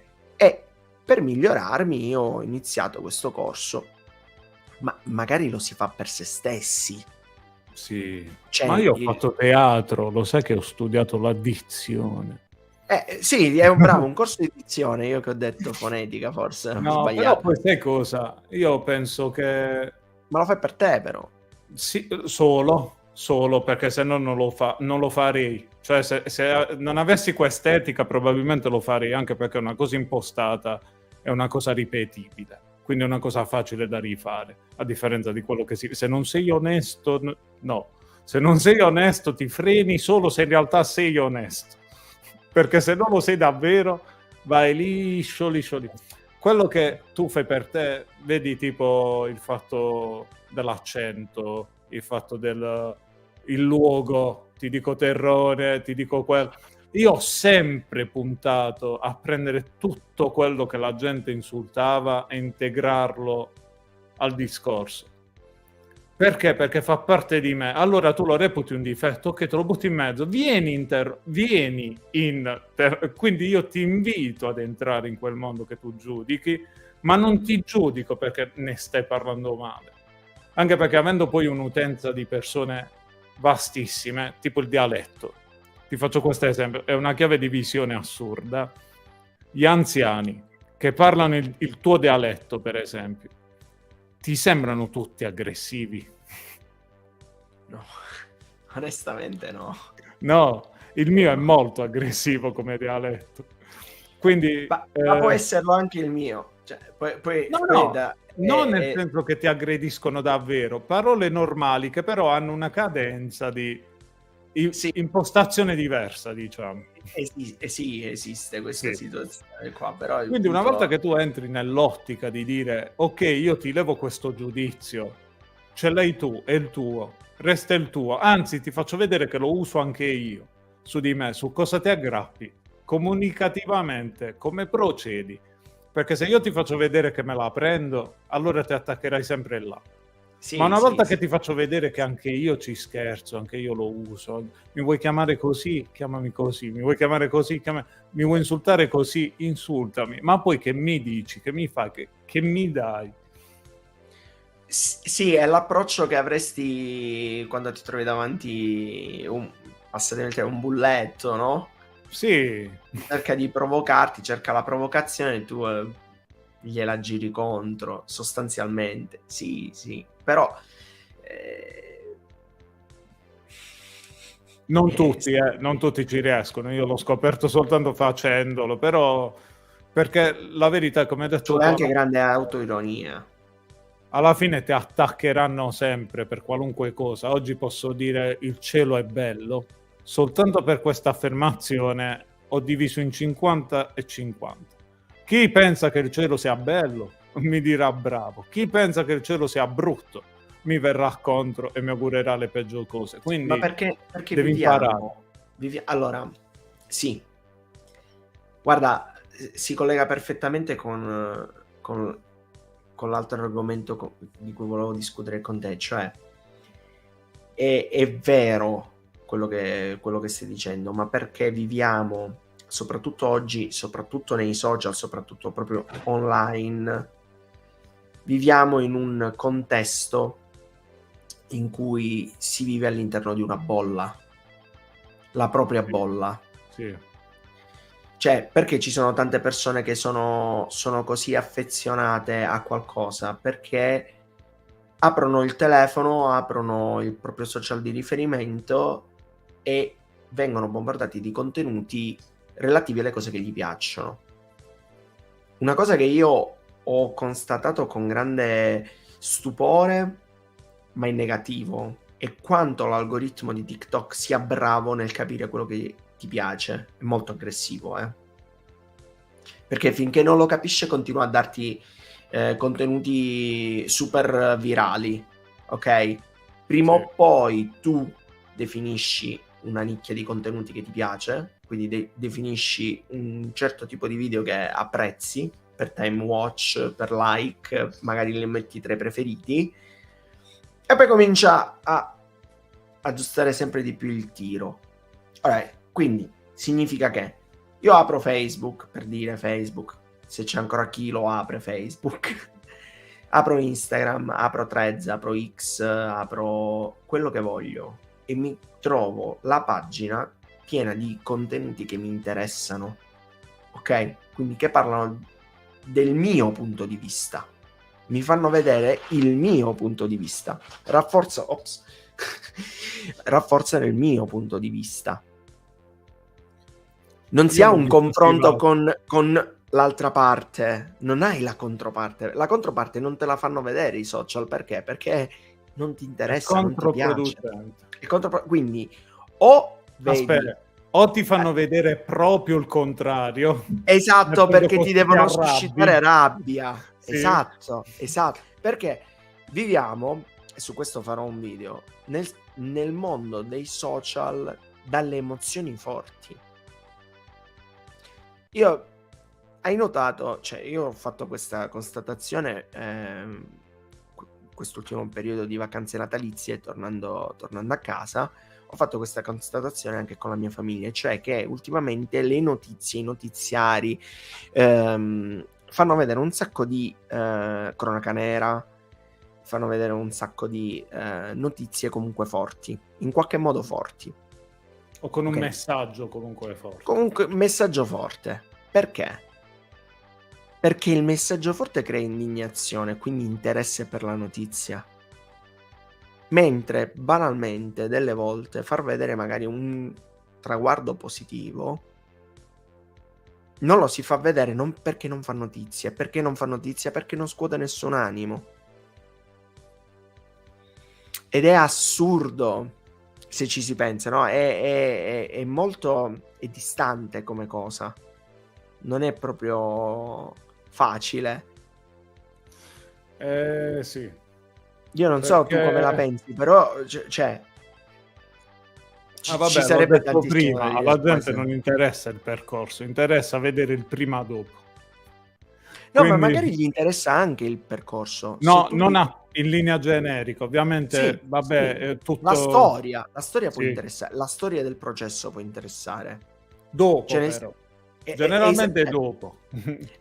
Cioè, se tu fai un video oggi di come eri 2 anni fa e gli fai vedere il passaggio da 2 anni fa ad oggi, da 135 kg ad 80, questo è interessante, ma perché oggi hai raggiunto un risultato. Cioè, io ho perso 25 kg, che molti mi dicevano, quando mi dicevano no, ma non eri 25 kg in più, poi gli facevo vedere la foto e dicevano no, ma davvero eri così? Sì, però tu appunto ne persi molti di più.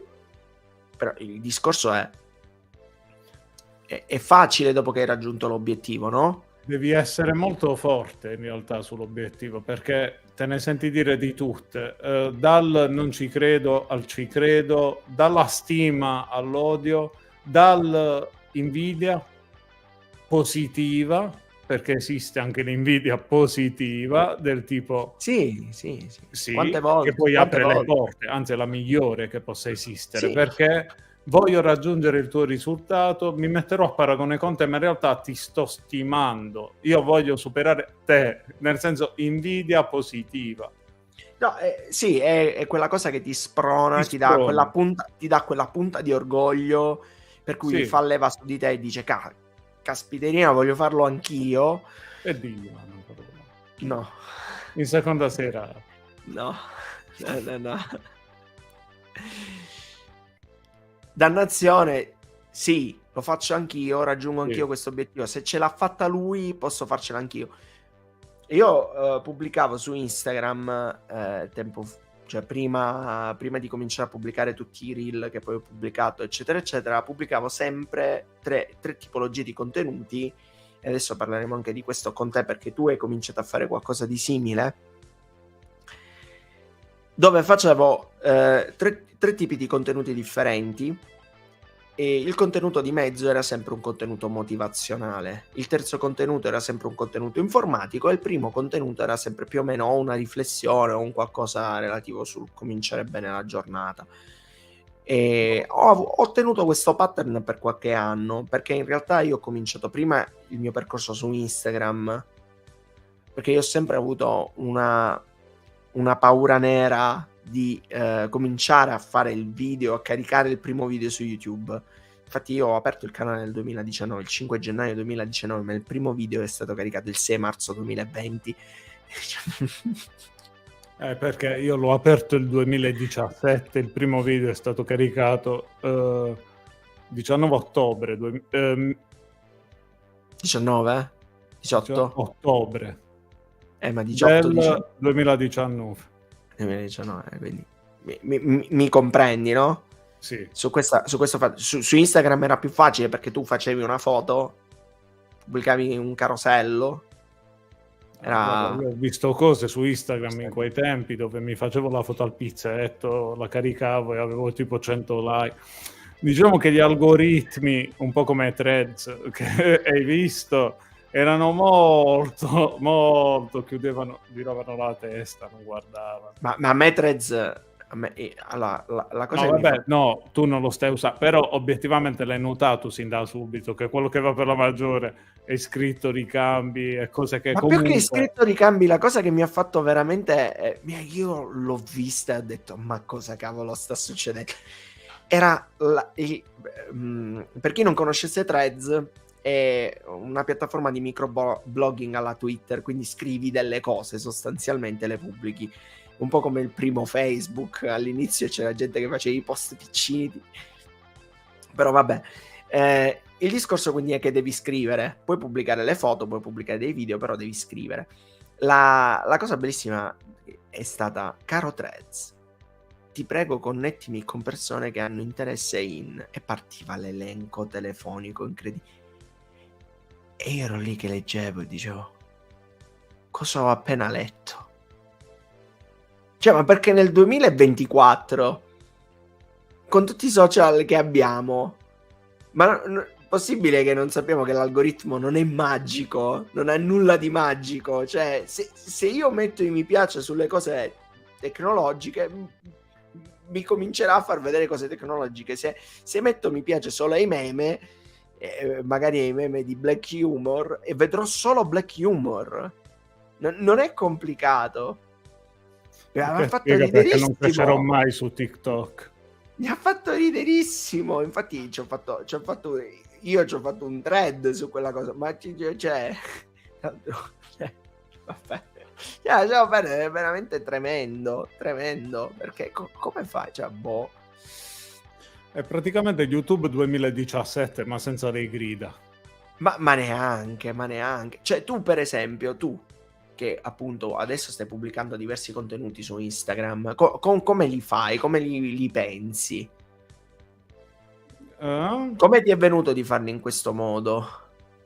Allora, vabbè, là premettiamo che la mia piattaforma principale è sempre stata YouTube. Instagram mi sto frequentando, è più una frequentazione. È una prova, siete in prova sì. con Instagram. In pratica ho pensato di allineare un po' il tutto, ma soprattutto di non farmi vincolare alle scadenze, mentre ma anche su YouTube, banalmente. Perché quello che accade quando vuoi fare qualcosa, la fai di cuore, sai che ci sono delle persone dietro, è caricarsi fin troppo di responsabilità. Quindi ti posso dire che è vero che ci penso, è vero che ho anche creato idealmente un cuscinetto di 30 post, per esempio.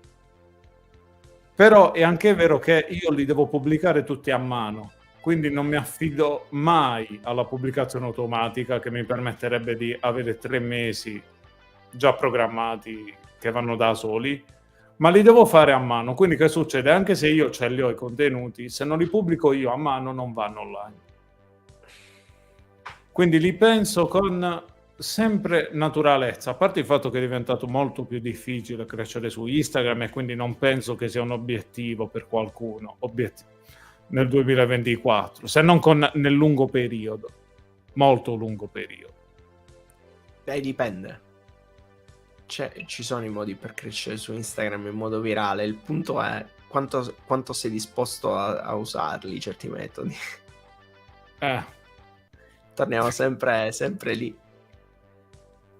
Che poi non ti portano a niente, perché quello che conta su tutti i social è l'interazione. Cioè, se tu sei una persona un po' come me, che sei più o meno su tutti i social, no? Se ci fai caso, devi pubblicare circa 3-4 volte su Instagram qualcosa.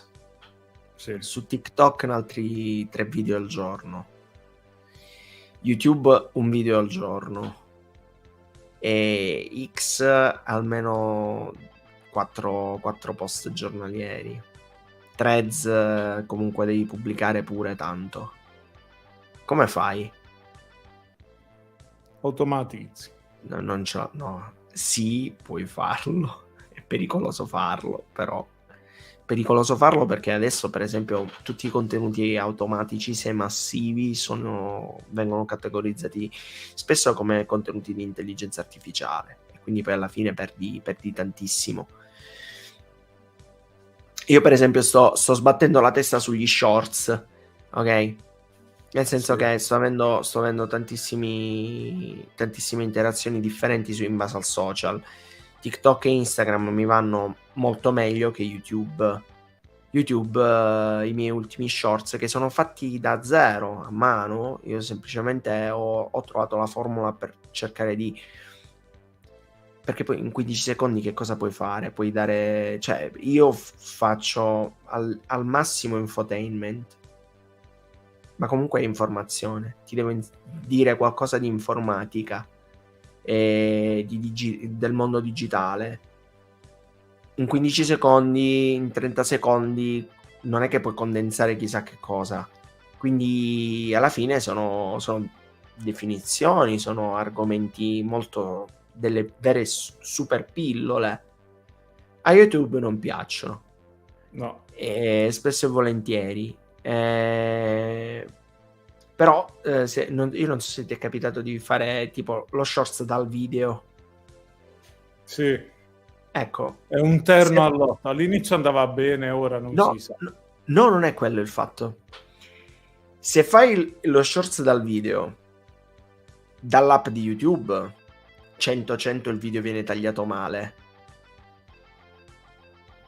Io ho tutta una serie di shorts, sotto il primo commento è sempre di qualcuno che mi dice: ma perché è tagliato male? Ma come finisce la frase? Non potevi farlo meglio? Non è per il cut di YouTube, è praticamente YouTube leva un secondo. YouTube ti leva sempre un secondo. Non è vero, perché a volte lo aggiunge. È l'app, io non c'entro niente, sono innocente. Devi farlo sempre quei 2 secondi più lungo. Però il problema è che delle volte lo fai 2 secondi più lungo e se ne prende altri 3. E quindi sei fregatissimo. Io non l'ho capito come fa, però non ti fa il taglio come lo imposti tu nell'app, ti fa il taglio come dice lui. Fare il taglio come dice lui poi mi porta sempre ad avere un video fatto un po' così. Però se il taglio me lo faccio io, me lo faccio fatto in casa, quindi tipo uso Premiere Pro, uso CapCut, il programma DaVinci Resolve, il programma X che voglio, Shotcut, il tuo preferito, YouTube dice no, stai creando uno shorts ma non lo stai creando da YouTube. Cioè io ho notato questa cosa, poi non so se l'hai notata pure tu, però No, vabbè, io allo shorts non ho mai dato peso, anzi a me quando supera le 1000 visualizzazioni, a me preoccupano tantissimo gli iscritti. Io se vedo nelle analitiche che supero il 3% di interesse degli shorts, smetto di farli. Approccio aggressivo. Io sono partito con video di 30 minuti, 26 minuti, seguiti al 90%, che mi devono seguire persone di 15 secondi, a me fa male al cuoricino proprio. Mi prende malissimo. È un po' come la live e poi fare il video normale. Vedi, gli streamer non saranno mai abituati mai abituati a fare un video di 10 minuti. Perché sono abituati a riempire un'ora. Se tu sei abituato a riempire 10 minuti, difficilmente riuscirai a riempire un video di 15 secondi. Se tu sei abituato a riempire un video di 15 secondi, difficilmente saprai fare un video più lungo. E poi ci siamo noi. C'è sempre una pecca. Che se ci metti in chiamata arriviamo fino alle 4 di notte. Sì, ma perché l'abbiamo impostata come telefonata, se tu ci pensi. Sì, perché se dovevamo impostare la live stavamo in difficoltà tutte e due. Probabilmente sì. Però comunque diciamo che per te il social quindi è vivere il social, l'approccio che hai al social è principalmente creo il contenuto a mano, lo porto su YouTube perché altrimenti non esce, e poi eventualmente Instagram se hai qualcosa di interessante, un bel carosello. Instagram sto cercando di integrarlo alla vita di tutti i giorni, mi blocca molto l'interazione perché è vero che YouTube è un video, quindi io ci metto già quello che ti voglio dire, è un concetto che ho mentalmente elaborato, lo porto lì. Instagram è diverso, è un'impresa diretta, sto facendo questo, come reagisce la mia utenza, non mi risponde nessuno, non vi parlo più. vi sto antipatico probabilmente, lo so. Ma perché è diretto, cioè dici, non è che posso creare un qualcosa che potrebbe interessare. È diverso. No, ma è proprio un'altra roba, è proprio diverso, no? Però ho imparato a fare le storie, infatti hai visto come sono migliorate un pochino esteticamente. Sì, quelle sì. No, vabbè, ma secondo me c'è sempre da migliorare. Io sono il primo critico di me stesso, soprattutto su questo progetto qua, che per me è molto importante, nel senso che credo che sia formativo un progetto social, e anzi consiglierei a chiunque di iniziare un progetto social. Sì. Perché ti fa vedere, intanto ti fa avere una consapevolezza diversa di te stesso, poi ti porta ad avere un approccio con tutte le cose diverso, ti insegna a comunicare, ti insegna ad avere un rapporto anche con il fallimento diverso, perché alle persone devi dare tu l'importanza che gli vuoi dare e non è più il contrario. Esatto, no, però c'è anche la gestione del fallimento. Perché tutti dicono sì, vabbè, ma quanto ci vuole a diventare famosi sui social? Apri un canale YouTube, raggiungi la monetizzazione e 1000 iscritti, ne riparliamo. No, raggiungi le 4.000 ore. Le 4.000 ore iscritti li puoi fare. Raggiungimi le 4.000 ore. 4.000 ore insieme, però. Perché magari tante persone raggiungono anche 6.000, 7.000 iscritti, però non hanno le 4.000 ore per attivare la monetizzazione. Roba che noi avevamo quando? A 30 iscritti. No, 30 iscritti no. No, io a 39, dai. Io sono arrivato con tutti gli scali a 22.000 ore di visualizzazione, poi ci fu la shitstorm, cos'è, belle, e mi scese a 16.000 ore, quindi io praticamente a 1.000 iscritti avevo già 16.000 ore ufficiali, erano di più ma non gli dicevo niente.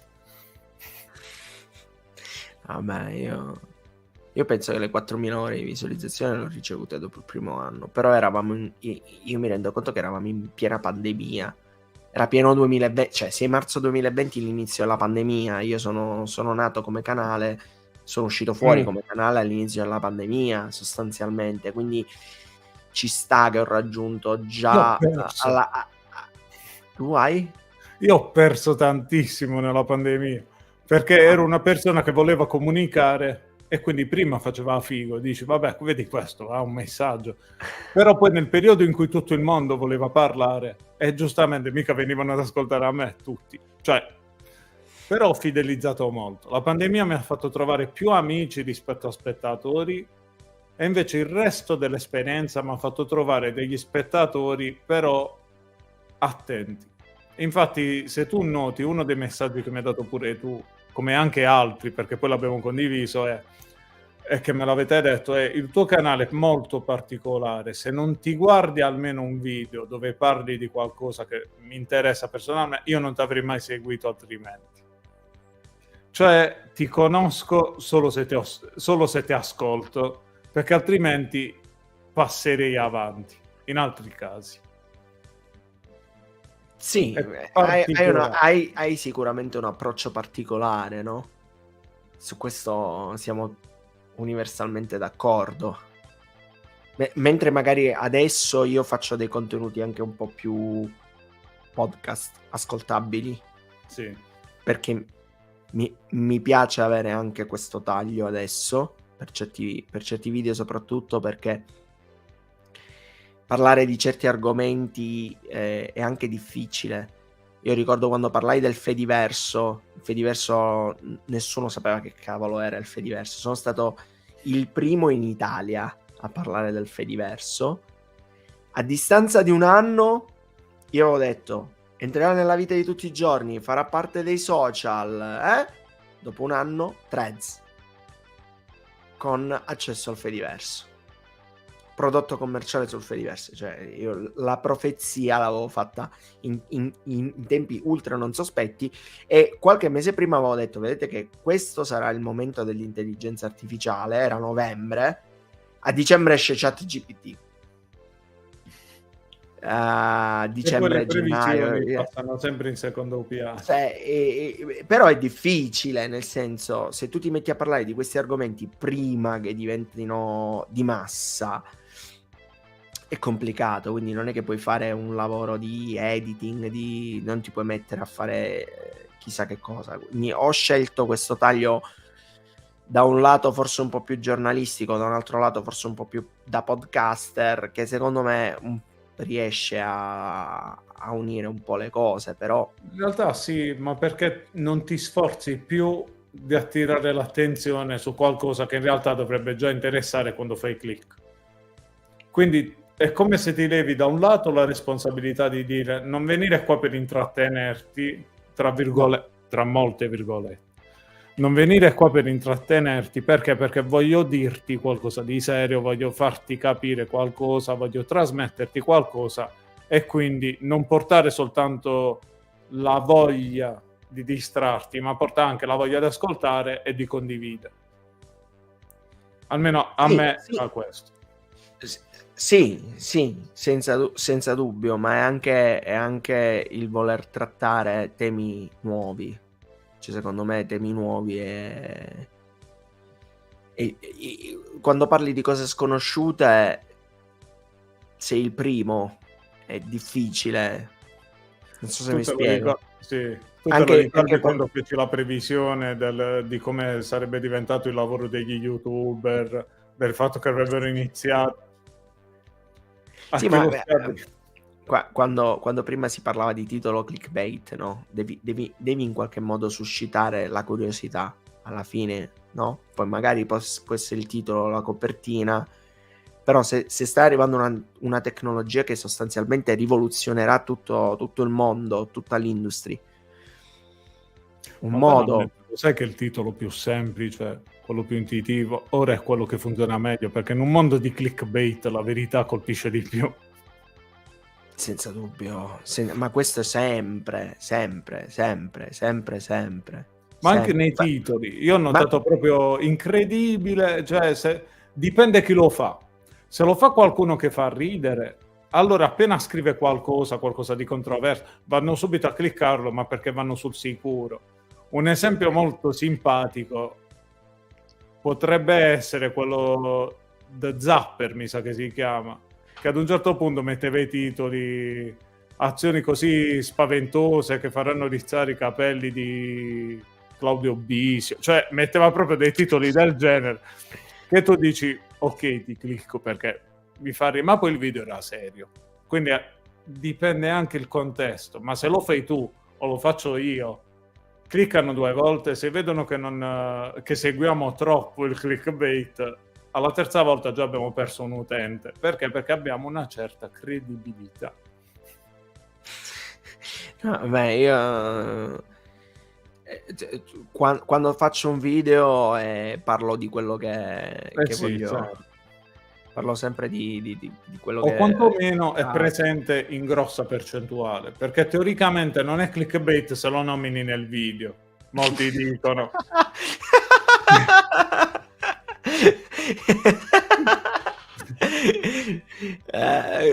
Non lo so, questa sarebbe da capire, sarebbe veramente da capire. Perché tu dici io metto un titolo, lo nomino nel video e quindi alla fine non ho fatto clickbait, quella cosa c'era nel video, ok?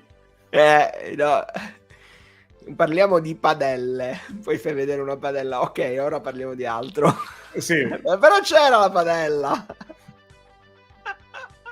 E invece è molto comune, molto comune. Anche l'irritazione di non avere direttamente una risposta o di dover arrivare alla fine del video per capire.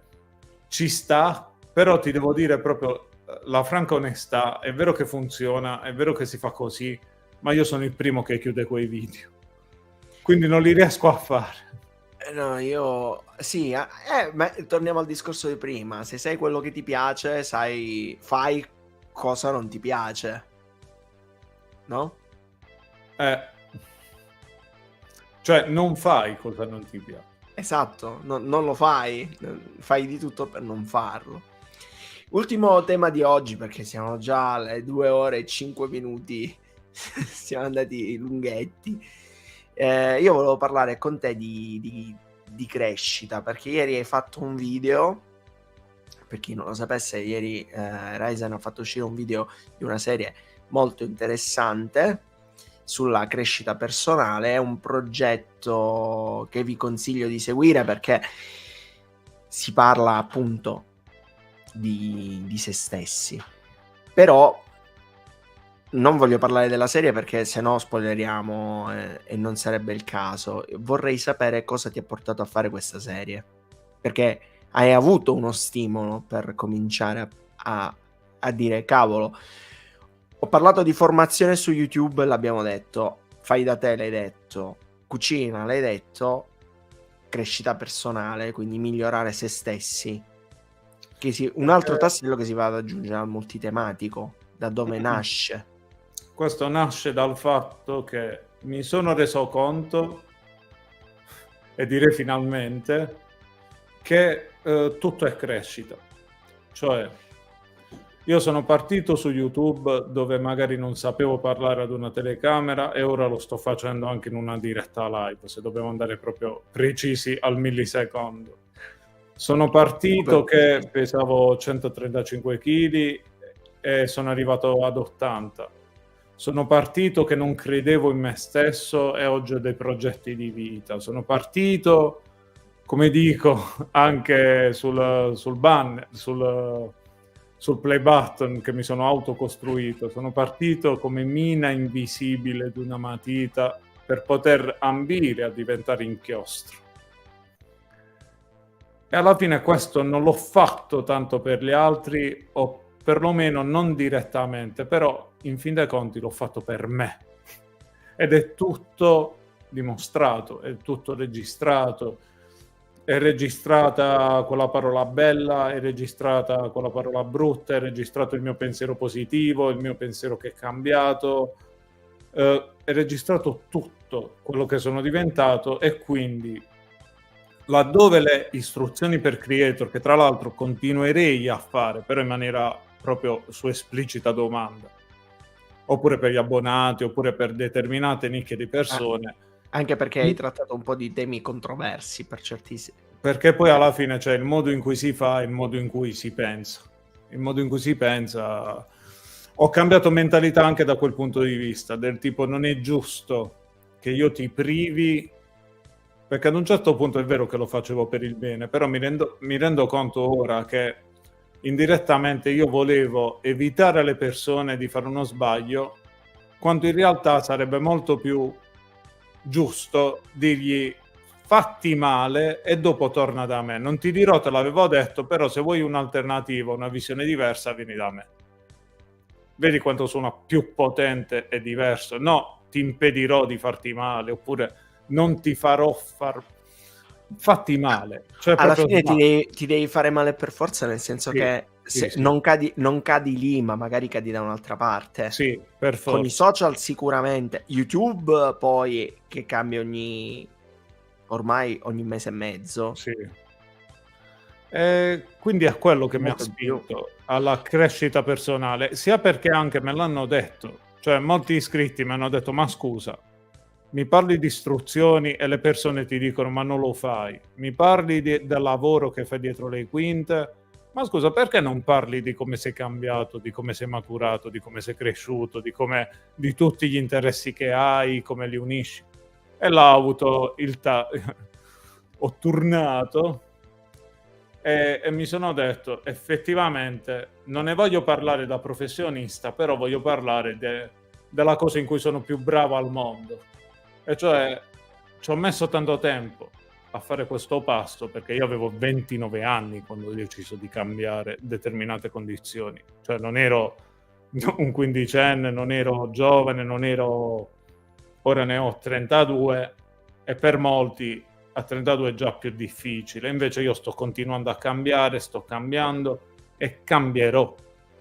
E quindi da quel punto di vista ho detto ok, mi piace, voglio condividere questo, voglio aiutare, ispirare, voglio, non dico vendere, perché a te in realtà ho già detto cosa farò per guadagnare qualcosina. Tipo risposte anticipate, poi insomma non lo diciamo, non lo diciamo, però diciamo che costringere. darò molta credibilità alle persone e non ai numeri, alle persone vere, quindi mi fa stare bene, è molto leggero. Secondo me di quello che hai detto questa è la cosa più importante, cioè il fatto che tu fai qualcosa per le persone, no? Un po' come io sono contento quando ho fatto per esempio la guida introduttiva dei termini di informatica, no?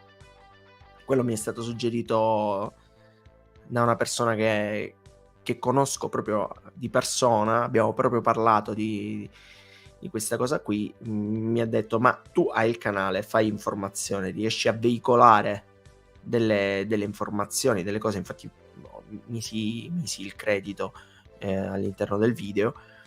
Perché non fai un video dove spieghi a chi di informatica non sa un H che cavolo significa CPU, GPU, cioè che cacchio è una GPU?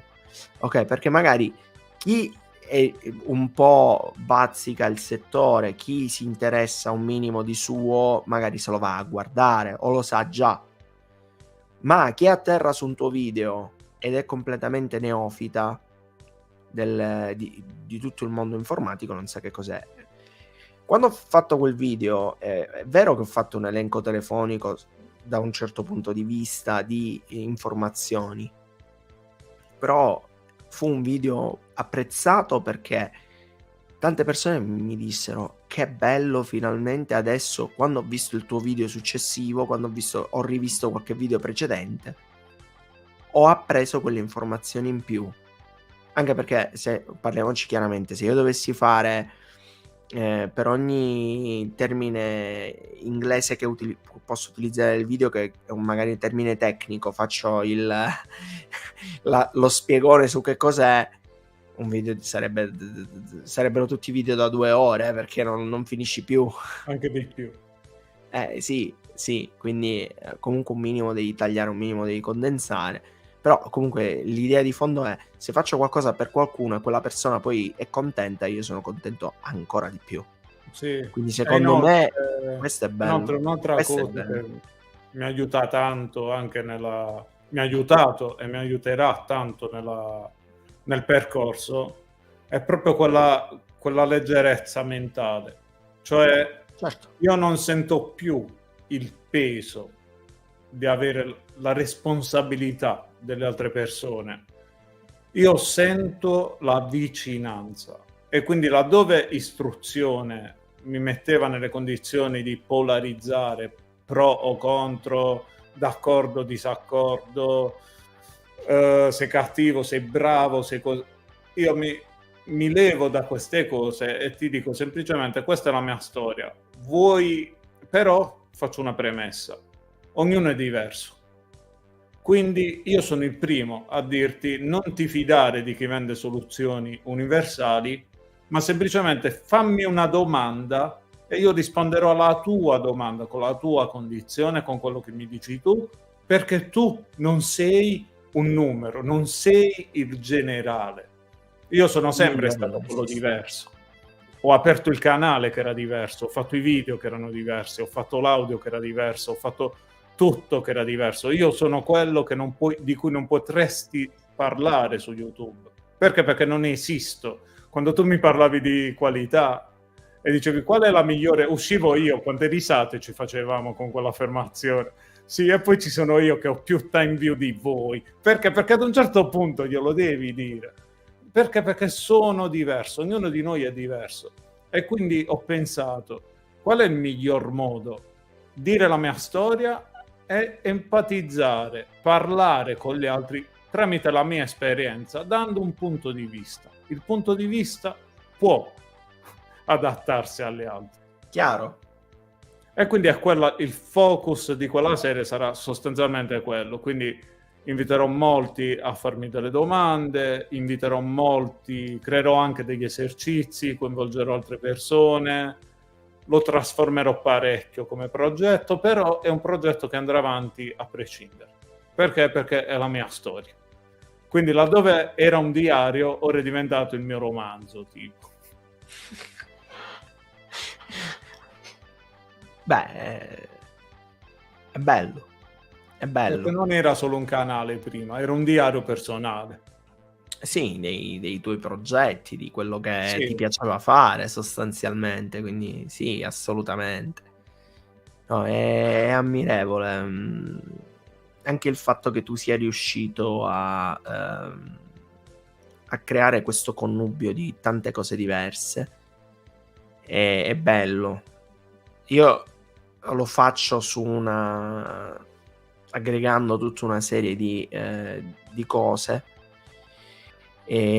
però parlo dello stesso tema. Tu esci, vai al di là, riesci ad andare anche fuori, no? Io alla fine parlo sempre di informatica, sebbene possa toccare tante sfaccettature che possono sì. essere l'hardware, appunto sistemi operativi, software, il gaming, quindi i videogiochi, perché anche i videogiochi sono tecnologia, lo smartphone è tecnologia, il tablet è tecnologia, quindi parlare di prodotti, parlare di Microfoni, servizi cuffie. tecnologici, microfoni, cuffie, tutto tecnologico alla fine, tutto informatica, però sono lì, sono su quella nicchia tecnologica.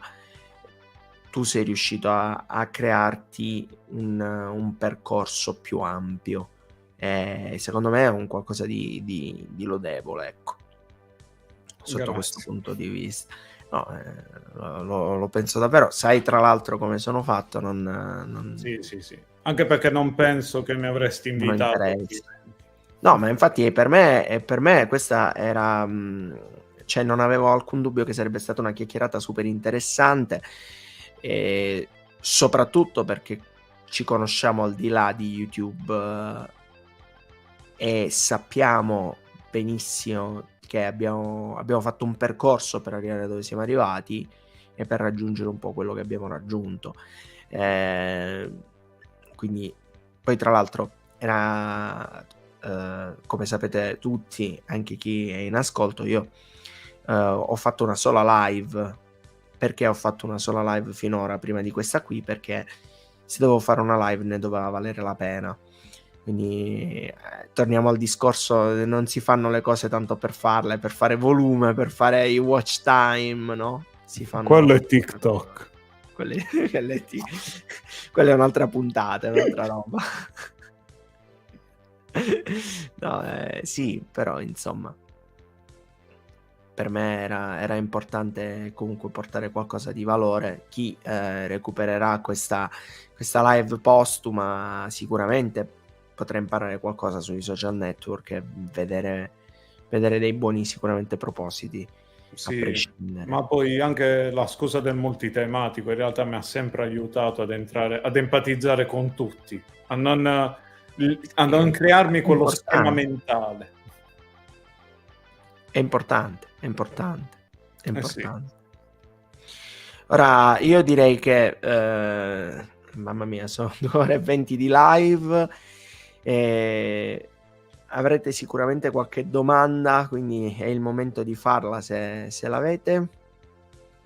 Altrimenti vi preannuncio già da adesso che ci sarà una continuazione rispetto a questa maxi collaborazione, ma nel senso che faremo una seconda puntata sul canale di Ryzen, dove parleremo chiaramente di altro, però da lui. Io vi rinnovo comunque la volontà di seguire questi suoi nuovi progetti, perché reputo che siano veramente validi e di sostanza. Con noi invece ci vediamo domani alle 18 per il primo nuovo video dell'anno, dove parliamo di un sacco di novità per quanto riguarda invece il mio di canale YouTube, perché come avete potuto vedere già dal giorno 1 del 2024 ha un taglio differente, ha propositi differenti, e voglio che sia un 2024 così. Curioso. Cosa? Curioso tu. Un 2024 curioso, sì. Può essere, vedremo. Va bene, allora io ringrazio Ryzen. Sei stato gentilissimo ad essere stato qui con noi. Ringrazio tutti i presenti, tutti quelli che sono rimasti ad ascoltare. Veramente non sapete quanto io sia contento nell'avervi avuto qui con me. E noi ci vediamo alla prossima. Ciao. Ciao.